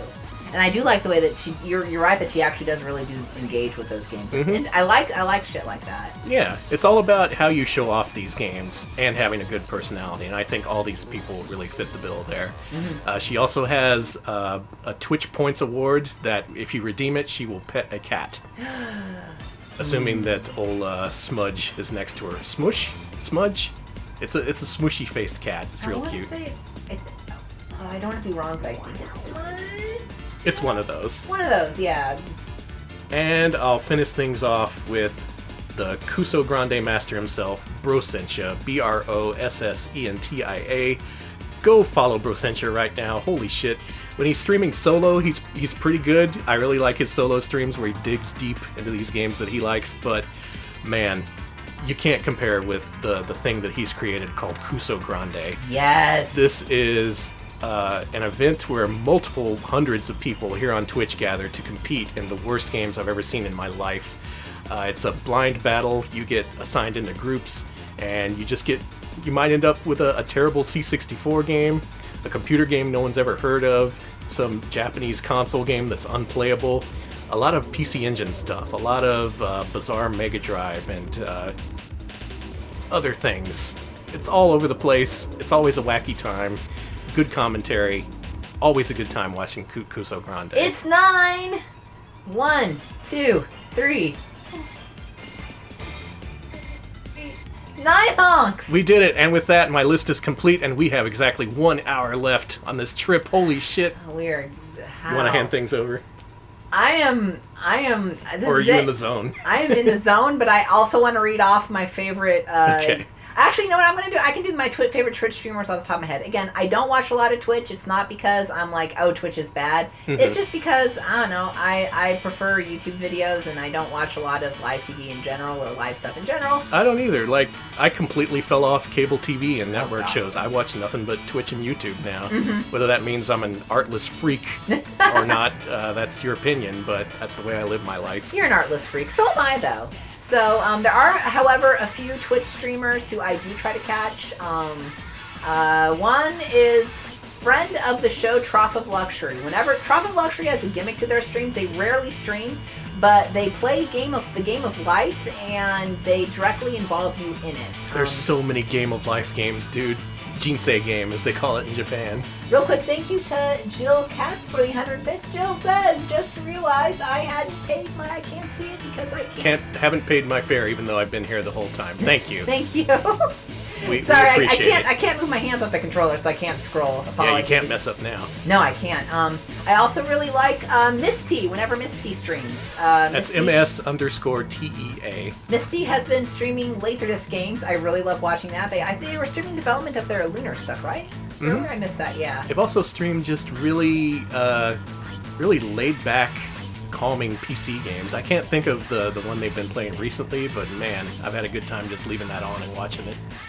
I gotta say, Trough of Luxury, y'all have a soothing-ass voice, and whenever I watch your streams, it's like, Yeah, it's you like gotta stream more. Yeah, I love your streams. May I suggest starting with Desert Bus?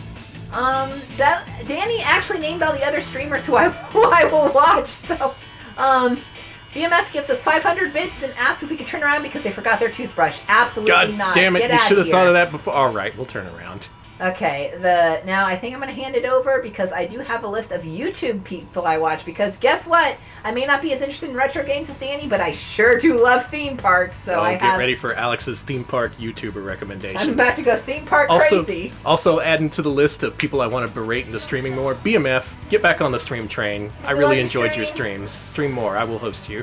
Thank you, holy shit, thank you, Shaxford, for the 1,000 bits. Holy cow. Shax says they are pre-purchasing their return fare. All right. Nice. We accept your pre-order. Thank you. Thank you. That's awesome. Okay, let me go to my... I think I put this in my Gmail account here, unless I put it somewhere else. No, I put it in my Gmail account. Okay. I watch a lot of theme park YouTube. I am who I am. You can't hate me for this. You can't hate me. You have to love me, no matter what. Even if I watch, we're absolving all of Alex's sins. Even if I watch people named Coaster Daddy all day. Is Coaster Daddy real? Coaster Daddy is real. Coaster Daddy is fine. Coaster Daddy is alright. There's other YouTubers who I like more. Thank you, Sneaker Nuts, for the 100 bits. Sneaker Nuts is, hi folks, Pikachu emote spammer here. Here's my buster. Thank you very much. That's That's 1 bit for every Pikachu you put in our show. Thank you for the Pikachus. Alright. Also I didn't mention it earlier, but Setmall, I actually like to catch Setmall streams, especially when they're showing off commercials. I love their commercial streams. They are amazing. Yeah. Those are great. Stream more, you too. Alright, these are my favorite theme park YouTubers. Okay, so this one is for the nerds, and I'm talking like, if you're an extreme fucking detail-oriented, you have to know everything nerd, there's no one I can recommend more than martinsvids.net. Martin's Vids is on YouTube. He does these hour-long videos split into 1,000 different parts that take you from the ride that goes all through Disney rides and other types of things. It takes you from the beginning of the ride's development or the park or whatever's development all the way through to every single iteration of it. He makes custom fucking blueprints. There's no narration, it's all text and then like footage of the ride and shit.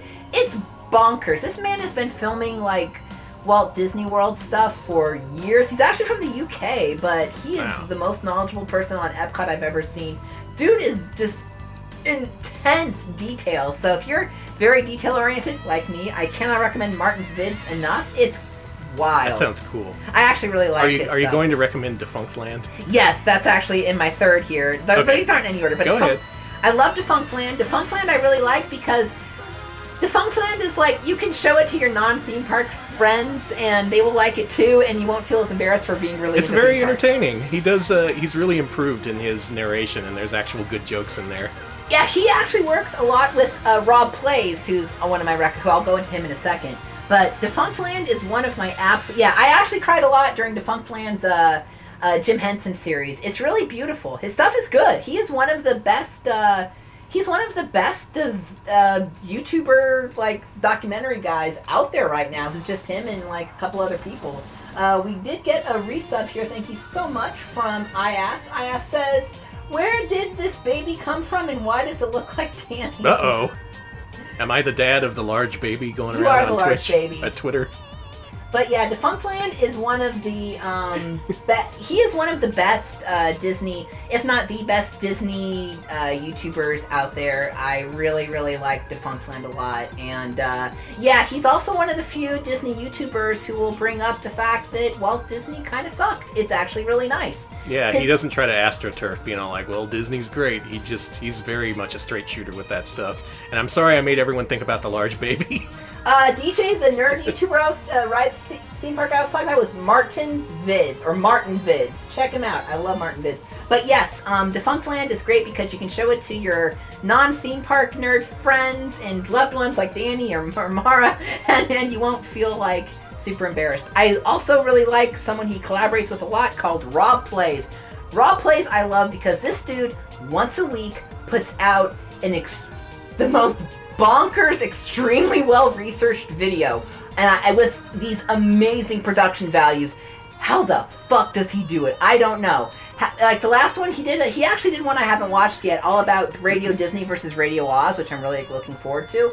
He did one video where, his most recent video, calculated how many times a day and how much data Disney stores with all the automated photos they take on the rides. Wow. He figured out they store at least 43 tets of videos of whatchamacallit. He looked at his own fucking pictures and dated the day. It's just amazing Alex research. is grasping his head in disbelief at how good this guy is. I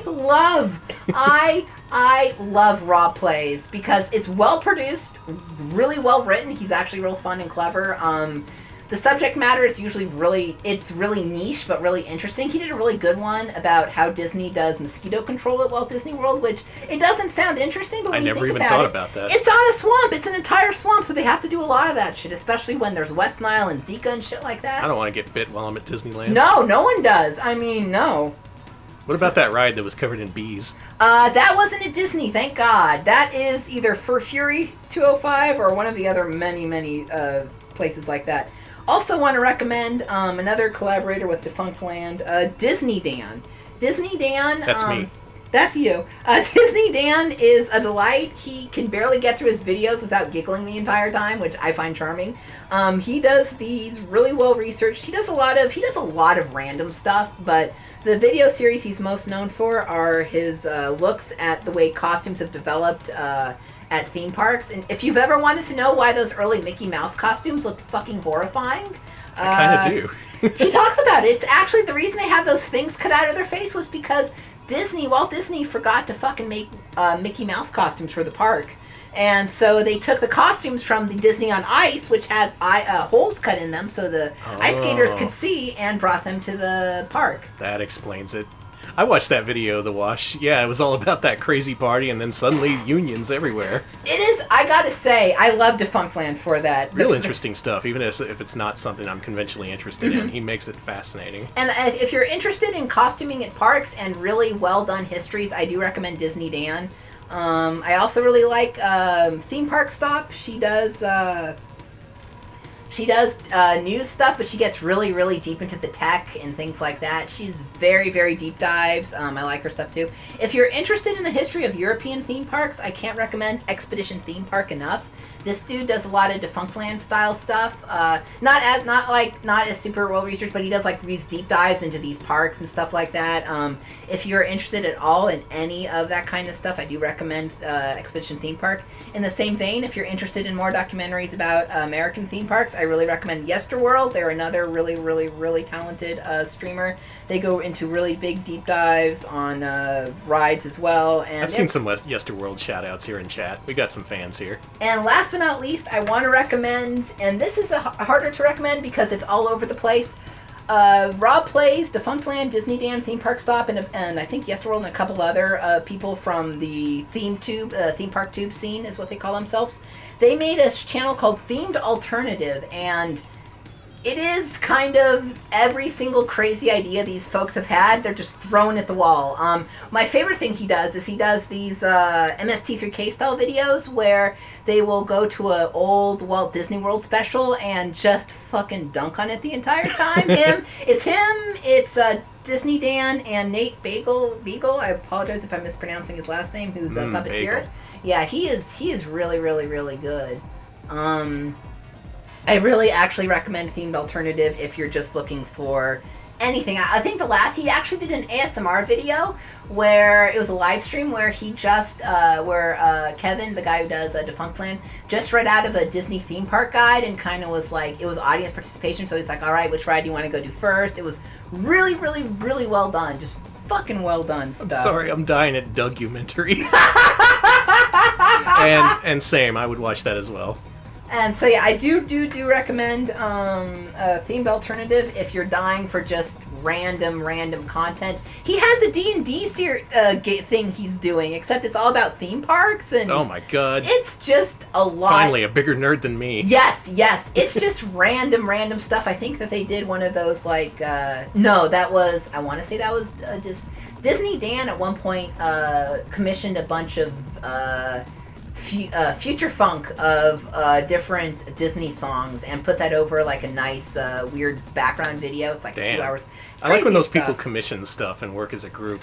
They do that a lot. I gotta say, I really do think that the theme park YouTube, their sense of collaboration and working together and doing stuff together is really fucking cool. Yeah, y'all retro streamers could learn a thing or two. Not the people I mentioned. No, but I'm just saying. I've been thinking about that, and I would love to do something like that, like with other folks. I'd love to collab. We need to collab more, Danny. Yeah. We're working on it. I'm a lone wolf. Yeah. I'm out here all on my own making it happen. Occasionally I'll wooing at the moon. You know how it is. Well, maybe we need to get a wolf pack. Wolves do hunt in packs. They do. I don't want to hunt, though. You know what a good game is? Wolf Quest. We ought to play that. That'll teach you how to be a wolf. The old Brosentia favorite. Oh, God. How long has it been since he streamed Wolf Quest? he has the world record for it, I'm pretty sure. Mm-hmm. Anyway, good recommendations. Thank you for those. I'm going to have to check out a couple of them. I think you'd like Martin's vids if you just want, like, his thing on Communicore, I just found super fucking interesting, and I cannot tell you why. It is dry and dull. I want to say dull. It's very dry. There's like this Tron arcade that never opened up, and you just, I don't know. I find it super exciting. It's very, very nerdy, but it's really great. Oh, we got to play Dog's Life, too. Yes, we do. Yeah, that was a game we started and said we'd get back to, but never did. Mm-mm. I think that would be a good full playthrough candidate for Retro Pals. Okay, so unless you have anything more to say, I actually have a prompt. No, check all those out, though. Okay, check them out. Good stuff. Alex recommends. Thank you, Alex. You are welcome. So, I just thought of something. I've been thinking about doing, since we have the ability to sit in place for 8 hours and play the same game over and over. We sure do. Maybe we should tackle some longer games. Not like play them 8 hours in a row, but I'm talking over multiple streams. Are there any games we played in the past that you think we should return to for a full playthrough? Me, I nominate A Dog's Life. That game seems pretty entertaining throughout. I also nominate Alive for PS1. That was a very fascinating Japanese FMV game that I wanted to see how the story resolved. We are not doing Sonic Heroes. Oh yeah, we should do all the different characters of Sonic Heroes. That didn't remove the soul from my body. Just playing through Sonic. Woof. Item merch is, we have plans for Monday. We'll talk about that at some point. Not this Monday. No, not this Monday. We're taking this Monday off. Not Treasure Hunter. Oh my god. Oh my god, the game with 50 endings. I think we did a good job of showing off all of it, but if there's more to see, I'd be glad to dive back in, see what we could show off. Donkey Kong 64, no. That is something we'll have to tackle on Mascot Friday, and I'm not looking forward to it. I see Suzuki Bakuhats. Actually, did we finish that game? Good choice. We got at least halfway through, maybe most of the way through. We just didn't quite see the ending. We did get to see some really weird stuff, and maybe it's time to go back and finish her up. I think we should. I think we should do that. Ill Bleed is a game I had a whole lot of fun with. Yes! I would love to see more of it. That's the kind of game where I have to play through in advance. Like, the only reason that playthrough went so well is because I played both those levels well in advance. If it was a first-time playthrough, it would have been unwatchable. So that requires a little bit of setup, but I'm glad to do it. Racer, we have actually played through Sonic Adventure 1 and 2 on stream. We did. They're in our archives. Sonic Adventure 2 is from last year, and it nearly broke us. I've seen multiple votes for Cookie's Bustle as well. Another game that requires some setup beforehand. Unfortunately, we went in blind, and I don't think we saw all that we could have seen, but with maybe a walkthrough and some practice, we could maybe show off more of it. A lot of votes for Cookie. People love Cookie's Bustle. I love that cookie. I'm also saying I'd like to finish Cookie's Bustle. I want to see the sequel, Cookie's Hustle. Big Cookie Hustlers. Big Cookie Hustlers. Juggernaut, huh? Oh, wow. Yeah, that Jalico weird Mansion of Hidden Souls-like game. I haven't thought about that in a long time. Yes, let's do that. Danny, you can play Jumping Flash if we do Jumping Flash. Jumping Flash is so good. Yeah, I will play through Jumping Flash 12 times for you. You can play you can play that. I will watch you play it. I will play it through a VR helmet and throw up. Alright, Snoozy is actually asking us to play Juggernaut through Ides of Merch, so we must. Okay, there's multiple votes. It's been locked in. We gotta play Juggernaut. We only showed off a few minutes of it. I think it's worth playing all the way through. Thank you very much for the subscription, Fat Loves. You do appreciate that. Nice, thank you. Keeping the bus going right to the end. Let's see, Wing Commander, because we need to accept that there are good MS-DOS games. I know there are good MS-DOS games. I'm only familiar with the Sega CD one, so I'd be curious to see how the original version was. I would like to play Wing Commander at some point. Krungo, I am sorry, but I am ignoring your wife when she is asking us to play Donkey Kong 64. I'm sorry. Oh god, there's two of you now. 2 votes for Donkey Kong 64. I'm saying no. I'm saying no. I heard it takes half an hour just to get to the gameplay. We got a recommendation to Kitty of Kitty on Your Lap from Video Game King, which you always recommend that game. One of these days. That is a game that does not live up to its title. It's just a Japanese adventure game. You can't fool me. Good title, though. I see 2 people voting against Donkey Kong 64, so you got voted out. Sorry. Alright, votes canceled. Anyone else want to come out in support of the Donkey Kong 64 party? You can take it to the trash. You know what? I'm not surprised you want to see us play all the way through an Elmo game. Maybe we fucking should. Maybe it's time. Maybe we'll finally do. Maybe Elmo will finally get his time to shine. You've been asking for so long. It is unfair that we haven't. You've watched so much of this Desert Bus playthrough just to get, hopefully, a glimpse of Elmo, and we have not delivered. We have only delivered like one Elmo. I'm so sorry. Okay. Let's see. Okay, thank you for... I see a vote for Donkey Kong and a vote against, so they've canceled each other out, thank God. Equilibrium is maintained. Let's see. Those are a lot of options, and... Okay, sounds like we got a full plate here. Yeah, I guess it's time Devil Kong, yes! I guess it's time to get back to Cookie's Bustle. Yes. Bustle that cookie, bustle that cookie. I don't know what that implies. It's been 7 hours, 18 minutes. In general, I like to space out the streams where I have to do a lot of prep work, so maybe you'll see some of that stuff. It just depends on how much time I have to get to it. In particular, next week's stream is going to take a lot of prep work because if you're not a patron, you currently up for vote is a battle between the systems. PCFX versus the Zappit Game Wave. Oh my god. These are both systems I know nothing about, and I'll have to do a lot of research this weekend. That's why I'm giving ourselves Monday off. But whatever it is, whatever wins, it's going to be fucked up. Whoever wins will win, baby. Yeah. I see a vote for Juggernaut from Ella Girl. Hey, Ella. Thank you for watching whatever this is. Oh, cool, yeah. Oh, Christ. Juggernaut's getting voted in for sure. Okay, I don't it's Jalico, Mansion of Hidden Souls. How could you go wrong with that? I want to play it. I want to play it now. Yeah. All right, I'm unplugging everything. I'm smashing the No. Okay. I'm crashing you. Oh, boy. Okay. So I think we're going to hit our destination when the bus timer reads 3:30 because it started at 7:30. This might end up happening after all. No. Or I might jam the bus into a ditch with 1 minute left. Okay, another Bad Game Hall of Fame bus fact.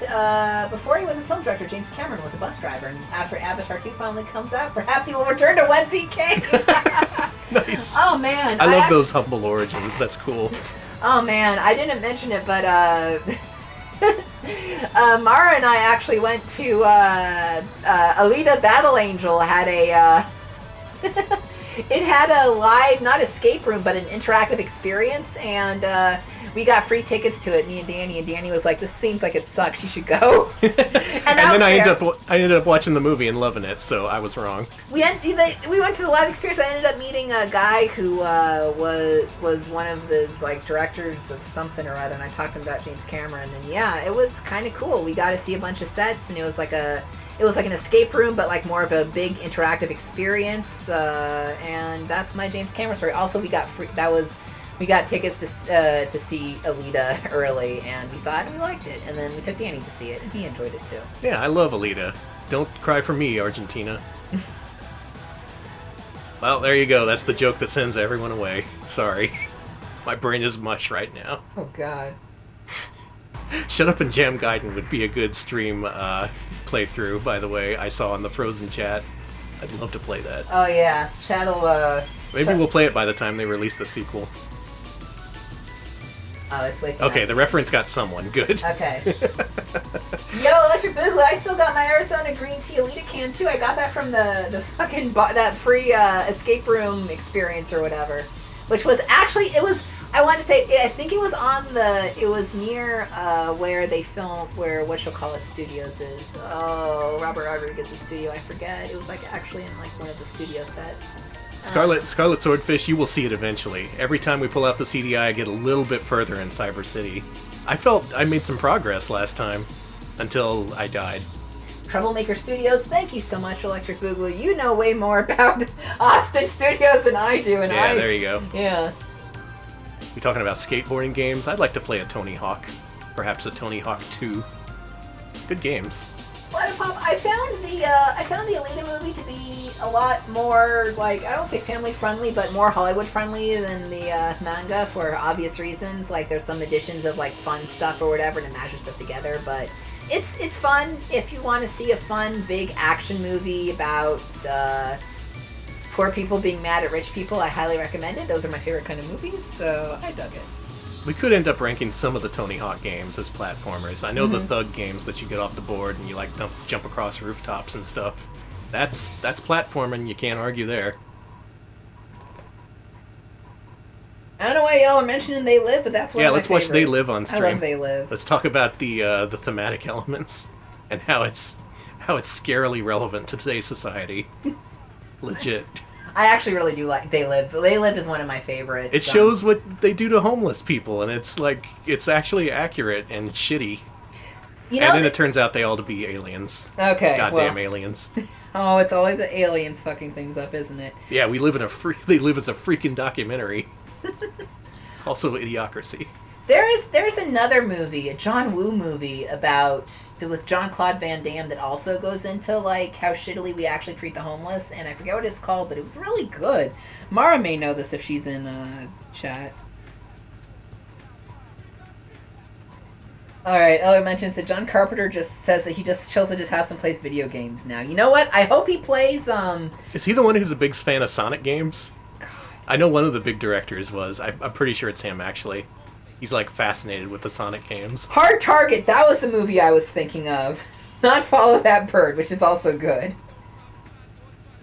Follow That Bird is good. Let's stream that too. Let's just turn into a group watch of popular licensed movies. I think Twitch will have no problem with that. Oh man, everyone talk about the movies. Jordan got a pizza from Little Caesars, and it smells like disinfectant. Well, that's probably good. They took the time to disinfect it. They probably as long as it's not on the pizza. They probably wiped down the box. That's good. Did you get some crazy bread? Oh, the worst part about finding out I'm celiac is that I can't get crazy bread anymore. It drives me banana. It's bad. It makes me angry. It makes me. Okay, Krungo, I actually know the thing you're talking about, that MVP, Most Vertical Primate. We've seen part of it. We didn't watch the whole thing. And there was Most Extreme Primate, the sequel.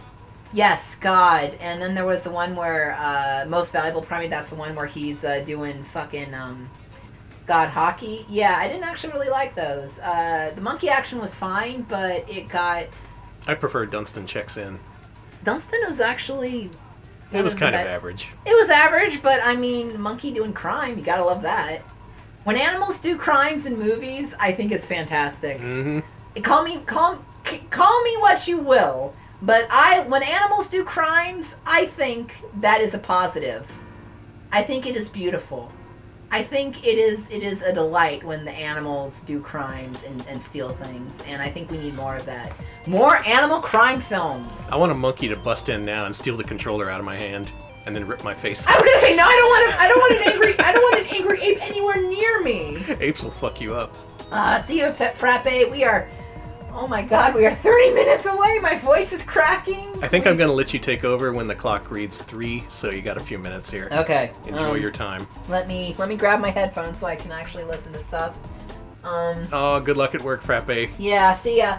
We'll keep on trucking, keep on bussing. You know what's funny? That one monkey sketch show I was talking about, the one that was from Monkey Movies, that I got mad because I wanted to make that a fake thing.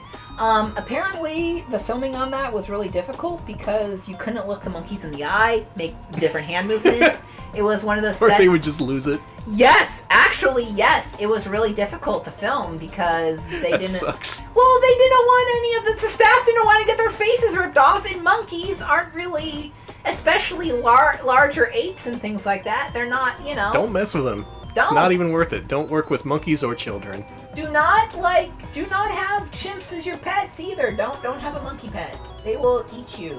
What about the VCS? Yes, it will never come out. Yes. I agree with that. The Amico will come out, the VCS will not. That's my expert retro prediction. Like, I like monkeys just fine, and that's why I will never own one, because I respect them too much. Not even if they wear a diaper? They will still... listen, they can wear a diaper and rip off your face. Yeah, true. Yeah, I do... Actually, I do remember talking with y'all about the Chimp Channel earlier, like Hulu. That was why I was like, when I was making this thing about this fake, I was writing something like, oh yeah, it's gonna be so funny, it's gonna be called Ape City, it's an ape sketch show, it's gonna be raunchy, and then I looked it up and I was like, wait a minute, this seems really familiar. Didn't we talk about this on stream, and then I saw it and I was like, oh, god damn it, this is real. Oh, we missed the Sega CD release, Dunstan Fucks Good. God damn it. We gotta loop back and get that. Oh my god. Yeah, I mean, I feel like if you respect an animal, you can respect an animal and also not want to be around that animal. Like, I think that's actually very respectful, where you're like, I respect you enough to know that I cannot take care of you, and that if I did, you would rip my face off, and I like having my face with. Respect the monkeys, no matter how small. They can get really wild on you. They will. They are, in fact, wild animals. Yeah, and they do not like a lot of the same, they do not interact the same way humans do, so you can interact with them in the way that you think is friendly, and they will see it as you telling them to die, and they will react accordingly. They hate dubstep, trust me. Rip fucking... That's why you don't hear from Skrillex anymore. No, he died. He got killed. Skrillex was killed by an ape at one of his shows. Some dumbass brought their ape. They threw a live monkey up on stage thinking, ha, he's gonna bite the head off of it, and then the opposite happened. Hold on! How big is this monkey? I was referring to... I know! Yeah, you know what I'm referring to. I know what you're referring to, but let's follow this through. How big would Skrillex's mouth want to be? You can't. You can't. That's gotta... I mean, you're just gonna have to unhinge his jaw to bite off like a fucking... Yeah, it's quite a show. Jesus! Yeah, you can unlock his jaw like a snake, I guess. Okay. Alright, I got one more minute here, and then you get the honors. You get to do the final half hour of Desert Bus. I'm putting the control of the game in your hand. Oh, it's my favorite power. song. Two hearts colliding into one great hymn. But there's winds foreboding. And there's this dark storm that'll pass, Oh, good. The time for valor has returned again, so, I watch this intro every time I booted up the game. Same. You can't skip the lunar intro. Listen, you gotta keep marching on. Okay. Sorry, I fucking love this. I don't care. Get your air guitar out now. There it is, 3. I am officially done with Desert Bus. Good luck, Alex. You get to drive us in for the final half hour. We're gonna do this. This is actually gonna happen. And if we don't, we'll have a PB to beat next time. Mm-hmm. Got 100 bits from Smubble Bear who says 30-minute warning. Yeah, we may. It's gonna happen. Oh my god. Thank you. Got just enough in the old gas tank, which has been on empty the entire time. God's been watching over us. He kept the gas in our tank, along with all the people who throw bits in there. That's... I would assume that God would have better things to do, but, I guess. We are racing towards the climax of the battle. To return to love. Returning to love means not playing Desert Bus anymore. Returning to love means laying down. Also, there's one spam Musubi left. I think we can split it after the show if you want. You can have it. Oh, thank you. As a reward. Oh, golly gosh. You drove the bus good. Oh, we got double blessings from Cookie back to back. Thank you. Amazing. We can all go into the weekend being double blessed by Cookie Blair. We are bringing in the weekend so hard, y'all. This is going to be the hardest weekend. I'm going to celebrate it. I'm probably going to sleep for like 24 hours. Same. I'm going to dream about busing. Going to dream about going down this highway and seeing a bug splat against the windshield and experiencing some kind of epiphany. Oh, look at all these blessings. Holy shit. We are quadruple blessed. I don't know if we can release the Crazy Bus playlist, but I think a lot of this music is on, because it's 8 hours. I think a lot of this, though, is on YouTube. Yeah, most of it is. It's all video game music anyway. If you want a list, Sonic Rush OST, Schnaboobala's Nest Jams, the Technic Beat OST, various vocal intros and endings to Sega CD games, and some miscellaneous stuff in there. Okay, I need to not dance. I need to absolutely just... This is probably one of the best songs on the Technic Beat soundtrack. They decided Pac-Mania should be GABA for some reason. It should, though. Yeah, they're right. Giving myself highway hypnosis. So many Cookie blessings. Oh Thank my you god. all. We are all truly blessed. This is going to be the most blessed-ass weekend. We're gonna have the greatest weekend of our lives at home doing nothing. Actually, I have some things I need to do this weekend, but not much. Fudica, Raccoon Violet, Buttercup, Bandito, Scarlet Swordfish, a double blessing from Scarlet Swordfish, redeeming 10,000 channel points, and holy crap, 1,000 bits from Borant, who says, "It's cute how Alex lines the center of the road up with the bug splatter." Yes, I do. It I've helps noticed me stay focused. That's Alex's legit strat. It helps me focus. Like, I wait until we're almost dead in the ditch until I just push all the way to the left, while Alex is much more fastidious and more likely to get us there alive. It's because, okay, straight up, I need to stay focused, and I would totally get distracted if I didn't, like, press this button every few seconds. It's like a fidget spinner, but it's a fidget it's a fidget bus. Fidget bus. It does make a great crosshair, yeah. We have one final bus fact from Bad Game Hall of Fame, who says the word bus is an abbreviation of omnibus, which is Latin for all. Origin's first usage of the word bus is cited as occurring in 1832. Ooh. So the bus tradition dates back some 180, 190 years. We are participating in the thing that our ancestors worshipped. They worshipped the bus. I mean, your family did. My family worshipped eating possums, so we're just different people. This looks like 100 bits from Sneakernets. Hype, hype, hype! So close! We're gonna make it! Oh my god. Oh, Alex, the temptation to just run it off the road now must be so great. It is, but you know what? I am a man who likes to focus, to do it right, and I am just going to concentrate. That was apparently, if this count from the wash is correct, 27 cookie blessings in a row. Holy shit! That is so blessed. Everyone watching this is going to stumble across a big bag of money this weekend. It's going to end up in your backyard. I am not going to spend 7.5 hours watching this fucker get towed. No, oh, that would be amazing. I wouldn't do any commentary. You would just be watching that for 7.5 hours. I'd be sleeping. Oh, thanks, Mara. Much appreciated. Thank you so much. Give me all the bandwidth you can spare for the final push. I am shocked we got this far. Before we I'm did afraid. this, Alex and I agreed to a mutually destructive pact, which is if either of us got bored, we could turn off the microphone briefly and be like, "Look, you want to jam this off the road and call it a weekend?" Yeah. But we didn't do that. We never had to do it. Yeah, we gave ourselves an out of intentionally crashing the bus and pretending it was fake, but no, we did it. An RP chronology video. Electric Boogaloo, what do y'all mean by that? Like, Yeah, that sounds intriguing. What are you suggesting here? Oh, this is the Splatterhouse song. fucking This is like horrorcore. It's a song that includes my favorite blood-curdling scream from movies. Oh yeah, it does.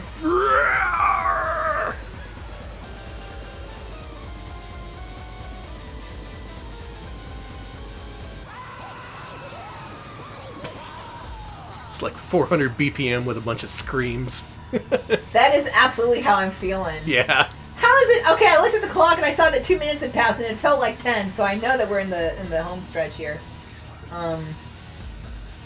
Uzi with not a bus fact, but the word stogie comes from abbreviating the bus side Conestoga wagons, supposedly from the cigar-like wagon spokes. I did not know that.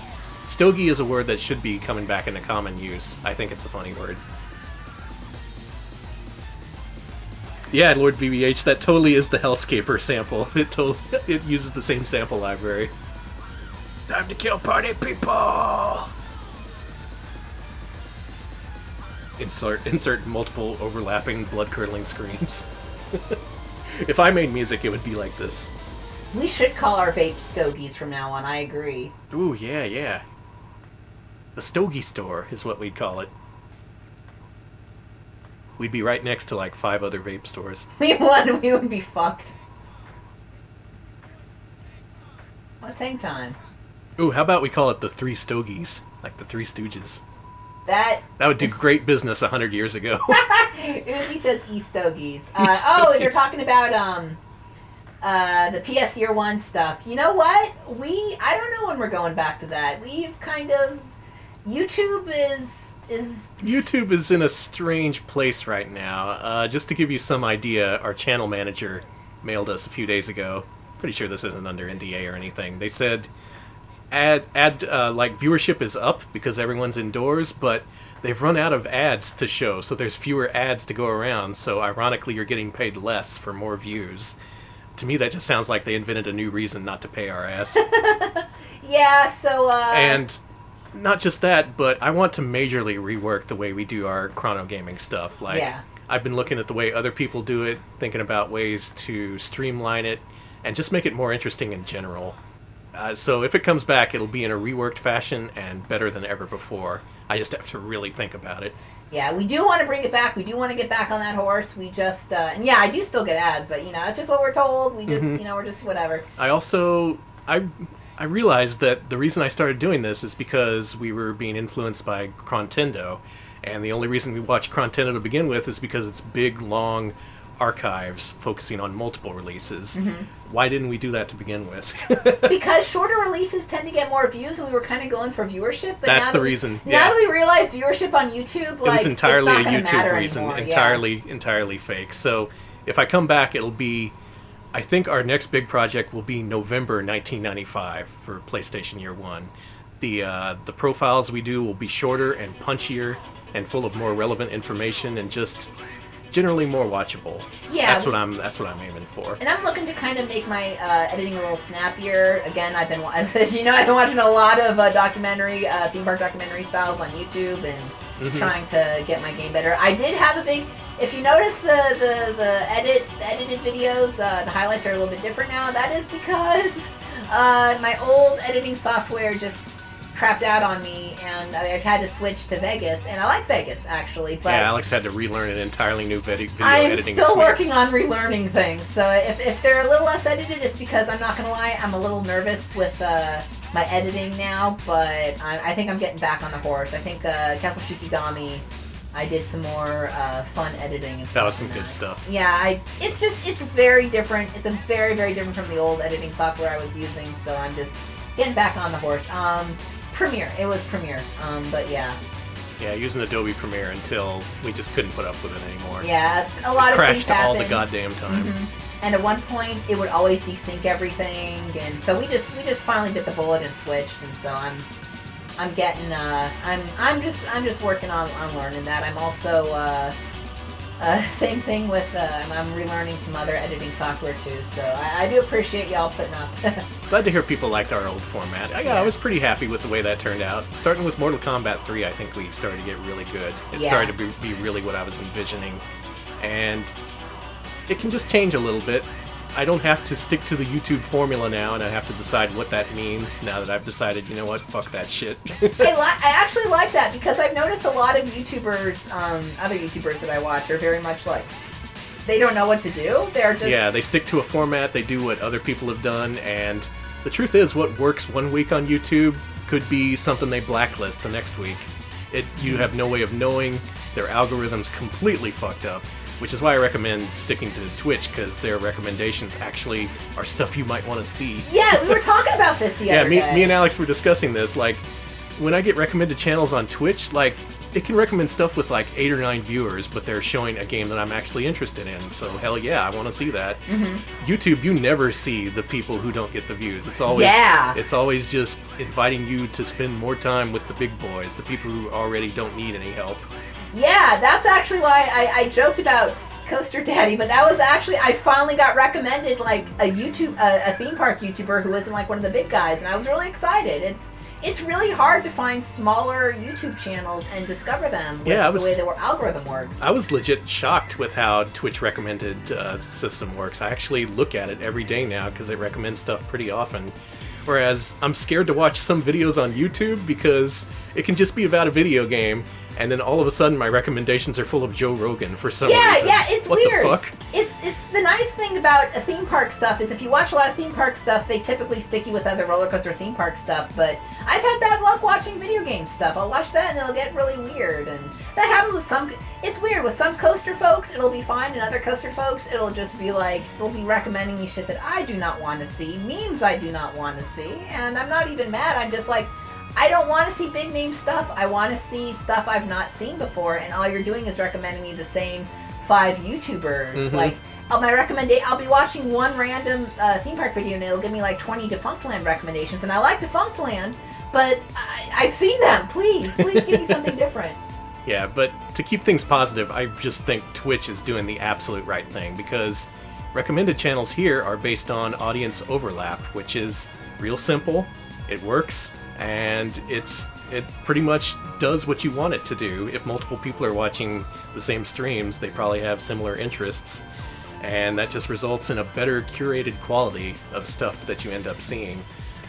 Okay, here's a secret for everyone who's been watching this entire time. Mm-hmm. The secret of why I host channels at the end of all of our streams, and I try to go for a good variety of it, is to populate people's recommendations with actual good channels that I like. Because when we end up hosting someone with like 10 viewers, that doesn't really benefit us, but it puts that person in the recommended channels for people who watch Retro Pals, and if it's actually good, I want to promote that. I want to make people watch good stuff, and I want to promote a nice little community full of people who stream good stuff and don't watch Joe Rogan. Yeah, and that's the thing. Codeman, you mentioned it is on YouTube. You really have to. You really do have to search keywords to find anything in the recommendations. Like recommendations are just awful there. Mm-hmm. But Twitch going way above and beyond, given my expectations from what I saw on YouTube. YouTube saw a very obvious downward slide. That was pretty much inevitable. A place gets that big, it's gonna turn to shit eventually.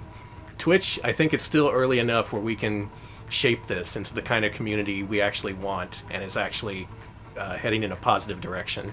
Anyway, there's my theory for crafting communities. I'm not going to talk about it anymore. Thank you for your game theory there. Yeah, in the end, no one wants to watch Joe Rogan, except for the people who do. Mm-hmm. And no hate if you do. I just want to watch video game videos. Yeah.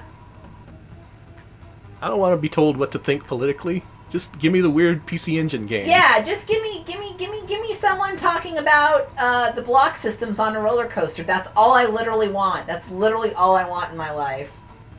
please just recommend me the most like intricate, nerdy crap about how roller coasters work. Don't recommend me. Show me dedication and passion, not like Yeah. someone who just wants to get some whatever. I'm going Anyways, too negative. yeah, we're going. here. Yeah, no, we don't want to go off on We're that gonna road, but finish. yeah. We're finishing up Desert Bus. This should be a positive thing. And Conan, you're right. I do not understand how YouTube is awful with live video recommendations, but when it comes to music recommendations, off the hook, off the fucking hook. That gives me some hope. Like maybe they'll get around to fixing things for other genres, not just music. Maybe, but for now, I've spent long enough wrestling with that algorithm. I still don't understand it. It can still fuck you over the course of 24 hours. Not worth thinking about. I just want to think about making good stuff, and maybe people will watch it. Yeah, that's also one of the reasons why we've kind of switched more to Twitch production is because we get more viewers and more engagement, and I enjoy it more. I like making streams way more. It's a more productive audience, or at least they get the wavelength you're on. It's not just full of a bunch of contrarians being like, actually, you were wrong about this, so your video sucks. Yeah, and the thing is, like, you know, sometimes people are not nice on Twitch. It happens. It definitely does. But we have gotten so much more just random angry shit on YouTube. Way less often here on Twitch. Yeah. Another reason why I like this service here. Yeah. I don't know what it is, but I've had so much more luck with the Twitch community than other places. And I don't know. I don't know what it is. So the algorithm honestly feels like it's out of their control at this point. Yeah. Like they don't know what it's doing or what's going on. That's why you shouldn't listen to the algorithm. Just watch the stuff you like. And I like doing streams. Me too. It all comes back to that. We're having fun, and we like to do what we have fun with. Don't become a Twitch chat jerk. Don't start randomly getting mad at me. Nobody turn into the Joker. We got 10 minutes to go, and nobody's turning We got 15 minutes to go, and no one's turning into the Joker. This has been a Joker-free run. Oh, it's one of my favorite songs. This is good. Yes. Ooh, better OST, Jet Set Radio or Jet Set Radio Future. Oh my god. Oh my god, this is it. We're getting divorced. They're both amazing. I can't pick. I think my prediction is Alex will say the original, and I'm going to say Jet Set Radio Future. That's actually exactly what's going to happen. Yeah. We're two sides of the same coin, but... Listen, Future has birthday cake, but I can listen to birthday cake on my own at any time. Streamer's trick. Yep. Maybe the trick is, once we reach our destination, everyone will turn into the Joker. We're going to unleash 185 Jokers on everyone. We did not. I don't think Danny put any bib ribbon in this, unfortunately. I did not, no. That's a great soundtrack, though. Yeah, you can't argue with birthday cake. I like Aisle 10. I like all the Naganuma tracks. It's just good overall. I'm not disrespecting the Future soundtrack. I have a real you know me, I'm the disrespecter of the soundtracks. I just really have a really warm affection for the original soundtrack because I used to listen to it a lot. It's great. A lot. I'm not going to tell you it's bad. It's fantastic. Oh, I've never heard Evergrace. I've heard a few people recommend it, though. I ought to look into that. Yeah, I am logged on and disrespecting all the soundtracks. And that's the thing, you can have both soundtracks. Actually, here's the thing. I forget the name of the album. I do not know why I've forgotten it. I think it's because I'm bus-brained now. But I really like the album that Birthday Cake is on, so I just listen to that when I want to hear Birthday Cake, personally. Viva La Woman? Yeah, I think it's Viva La Woman. Or Stereotype A. I was going to say, no, Trough probably. Someone in chat knows. Viva La Woman, yes, thank you. I really like Viva La Woman. It's one of my favorite albums of all time. Yep, we've come down with a case of bus brain. I'm very bus brain. Next week we're not going to be able to play anything other than Crazy Bus or Desert Bus. I don't know what happens in 8 hours. I've never seen it. I don't know either. I made it a point to not look up the ending, based even all the previous Loading Ready runs of this. I don't know how this ends. Yeah, okay. I do like Stereotype A as well. Oh, that's a great one. And yes, I love how Hideki Naganuma is obsessed with Family Guy now. That is so funny. That is a source of constant joy lately. I don't know why he's so obsessed with it, but I don't even want to know why. I love that he likes Family Guy funny moments. Yeah. That's a universally funny thing, because there are no funny moments in Family Guy. I Yeah, we're gonna see the stack columns ending. It would make as much sense here as in stack columns. Honestly, I support it. If we're all gonna be quarantine brained, we may as well be quarantine brained about Family Guy. That's right, he did tweet the horny cosplay. And he was like, and I like that he was like, so I'm horny, whatever, you gotta be horny. And I'm like, you ain't wrong. Just own it. We're in the future. We make our own destiny. You want to post that horny Family Guy cosplay? You go right ahead. Oh, it's playing the perfect songs for this final stretch. It is. Which song is this? It's the Japanese end theme to Sonic CD, Oh, Cosmic Eternity. that is perfect. It is so beautiful. We're heading into Las Vegas, 10 minutes to go, and the Cosmic Eternity is right in front of us. We're gonna fucking do it, I can't believe We're it. gonna do this. This is crazy! This is crazy, boss! I didn't foresee this. I really thought we could just give up. And the funny thing is, the universally negative response we got to announcing that we'd be doing this stream, that made me think, okay, people aren't going to be too upset if we stop, because it's fucking Desert Bus. No one expects us to get through the whole thing. And yet here we are. Yeah, I'm looking at the viewership and I don't know why, but thank you. I don't believe it. I don't believe it either. I have to wait till the stats come from Twitch afterwards, because there's no way there's that many people watching us. I told Danny was like, if we get over double digits, it's a win. And I told myself, if we got over 50 viewers, I will shit. Yeah. I haven't shit, but we I have over 50. predicted an average of 15. Mm-hmm. I predicted 50, and that's not, we have more than that, so thank you. Yourself. Hey! Yeah. Teleportation, yeah. Yeah, viewership is going higher and higher the closer we get. I think everyone is just like, Vegas, baby. Yeah, they want to see the end. Imagine, like, tuning in the last 2 minutes and you get to see the ending for free. You know what? You're valid, too. Thank you for watching. Thank you all so very much Theoretical for watching. 2-minute watcher. Honestly, I am just happy anyone's watching. God bless. Hey, thank y'all. Thank y'all.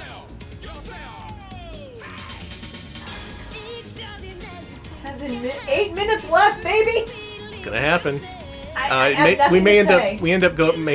It may be a minute or two over because I did take my thumb off the gas a couple times. That's true, I did But it'll too. still be, we're still heading there in the next few minutes.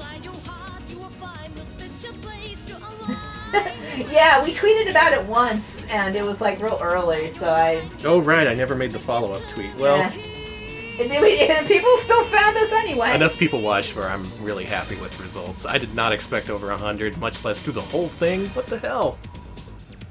That fills me with joy. Thank you all for watching all this, no matter how little or how much you watched. You believed, and believing is the most important thing. You're so fucking close. Yeah, we're gonna get to the end, Penn's gonna smell popcorn, and we're gonna end up at the Nightmare Carnival. Popcorn. Time to go to the carnival. Look at yourself. You know, I'm glad that we captured the road trip vibe with y'all. This was actually really fun. Yeah. It was really fun. Real glad we got that across. Even if plans fell apart at the very last minute, I wanted to do a webcam, like, hand cam. Hell, I wanted to put the webcam in the Wednesday stream, but that didn't end up working out. Despite everything, though, here we are, about to visit Vegas. Yeah, I gotta say, shout out to the community we have. It has made... Y'all All right, are the fucking best. Since we're real talking, what the fuck? Why is the Retro Pals community the best community ever? Like, what did we do? We didn't do shit. Well, I mean, we I think the reason our community is so good is that we've both been online for too long, and Yeah. we have online brain, and we want to make a place that doesn't suck because we've been in a lot of crappy places. Or like but- Smebble says, because we're old and gay. Yeah. That too. In any case, I'm glad y'all stick around, and I'm glad you are the people who you are. We're serious, thank you. It is, like, learning that I have to, like, when we started doing this, like, the reason we put off doing the Discord is, for me, the idea was like, oh, I don't want to have to moderate. Yeah, community management. Both Alex and I have managed multiple failed forum communities in the past, and watching those fail is just uniquely depressing. Somehow this one has stuck together. And I think just the fact that y'all too have made it's not us, it's y'all not being weird, being weird, but being good weird, not bad weird. And I really appreciate every single one of you, even if I'm even if it sounds like I'm snapping on chat, and I do apologize for that. I am who I am. I really do appreciate literally every single one of you. Every single one of you. Seriously. And thank you, Lady Linelia, for 200 bits. Says, have to step away for a lot, but I caught a decent amount of this. Thanks for keeping me company today. No problem. Thanks for sticking with us.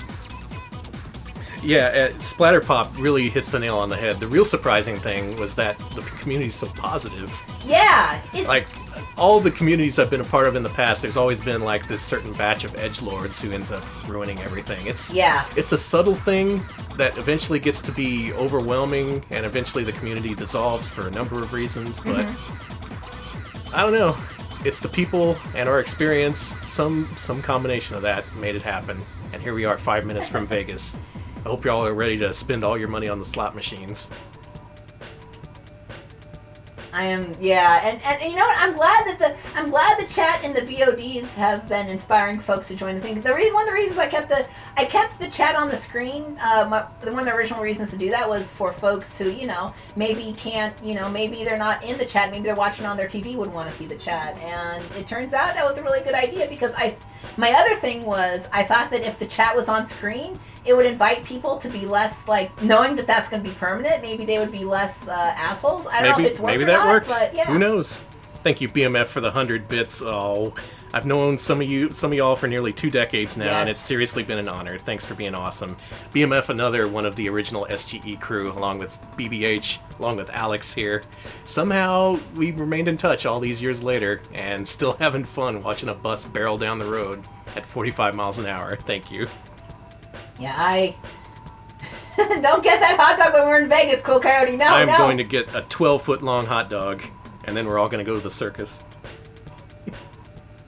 I'm glad that the TV thing worked. The reason the font is a little big on the chat on screen is because both of our eyes suck, so we need that. Yeah, I'm legally blind. I can't read shit. And my nearsightedness is not too great. It's getting a little worse, so yeah.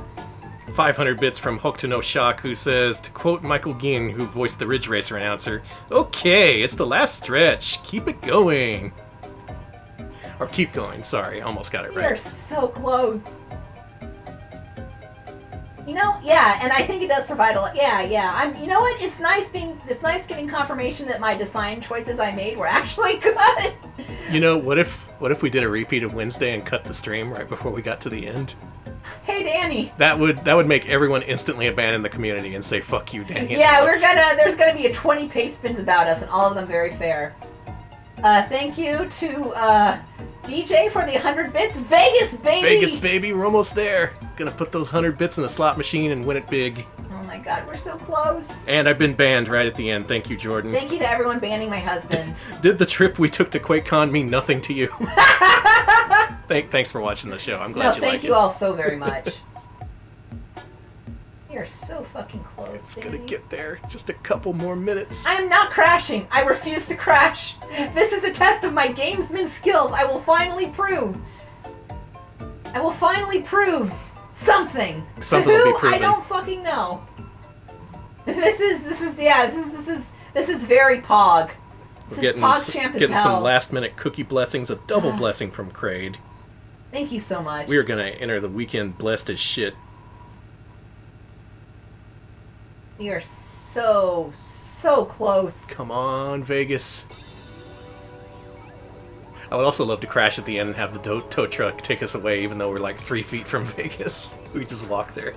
I can't believe we're doing this. More cookie blessings. Ensuring everyone enters the weekend with maximum blessage.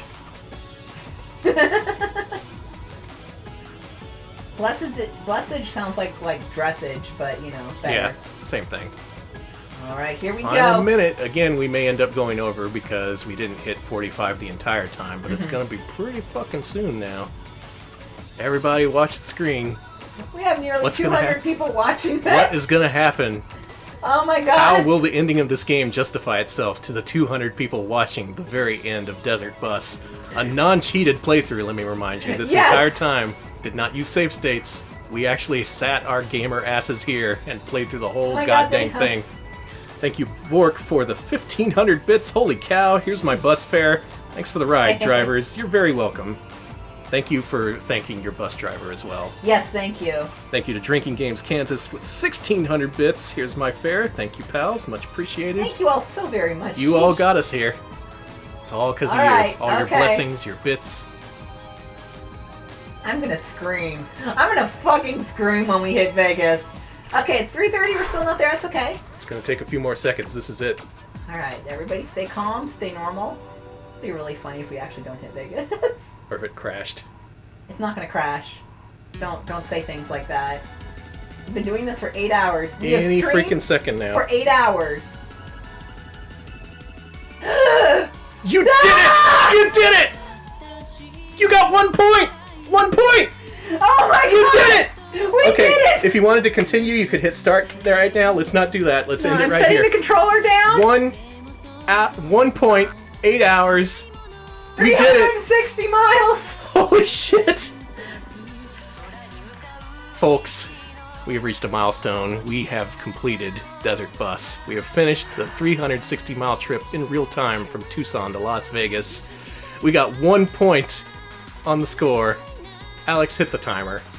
It's time. Give me a second. It's 4, right? 0 or 4 or one of those. I'm gonna press 0. Please don't delete. 0. There we go. 8 hours Oh and my 1 God. minute later, we have finished Desert Bus. Thank you, everyone. We got 1, 2, 3, 4, 500 bits from All Hail Magamba. I want to get off Danny and Alex's wild ride. Thank you all so Everybody off. We have reached Las Vegas. Please enjoy your stay. 1,000 bits from SSFSX17. Thank you so much. I'm sorry if I missed any donations. I'm just scrolling back. Oh my god, we got bombarded with thank yous. Good jobs. God, Sega CDs. 800 bits from Family Consumer saying, you did it, you did it, you did it, you did it. I'm sorry. I am so hyped. Smebble Bears with 100 bits. Thank you all so very much. Sneaker Nuts with Sneaker Nuts found $1 on the bus and gave us 100 bits. Thank you all so very much. Looks like we have a community gift sub from Fell Temp. Much appreciated. Oh, it literally stopped letting me scroll up. Thank you all so very much. And thank you, thank you all to everyone giving us bits. We do appreciate it, especially because we know it's not the easiest time to donate money, so we really do appreciate It's extra that. appreciated. Seriously, Thank you all for staying with us for the ride. Wow. So what great epiphany awaits us at the end.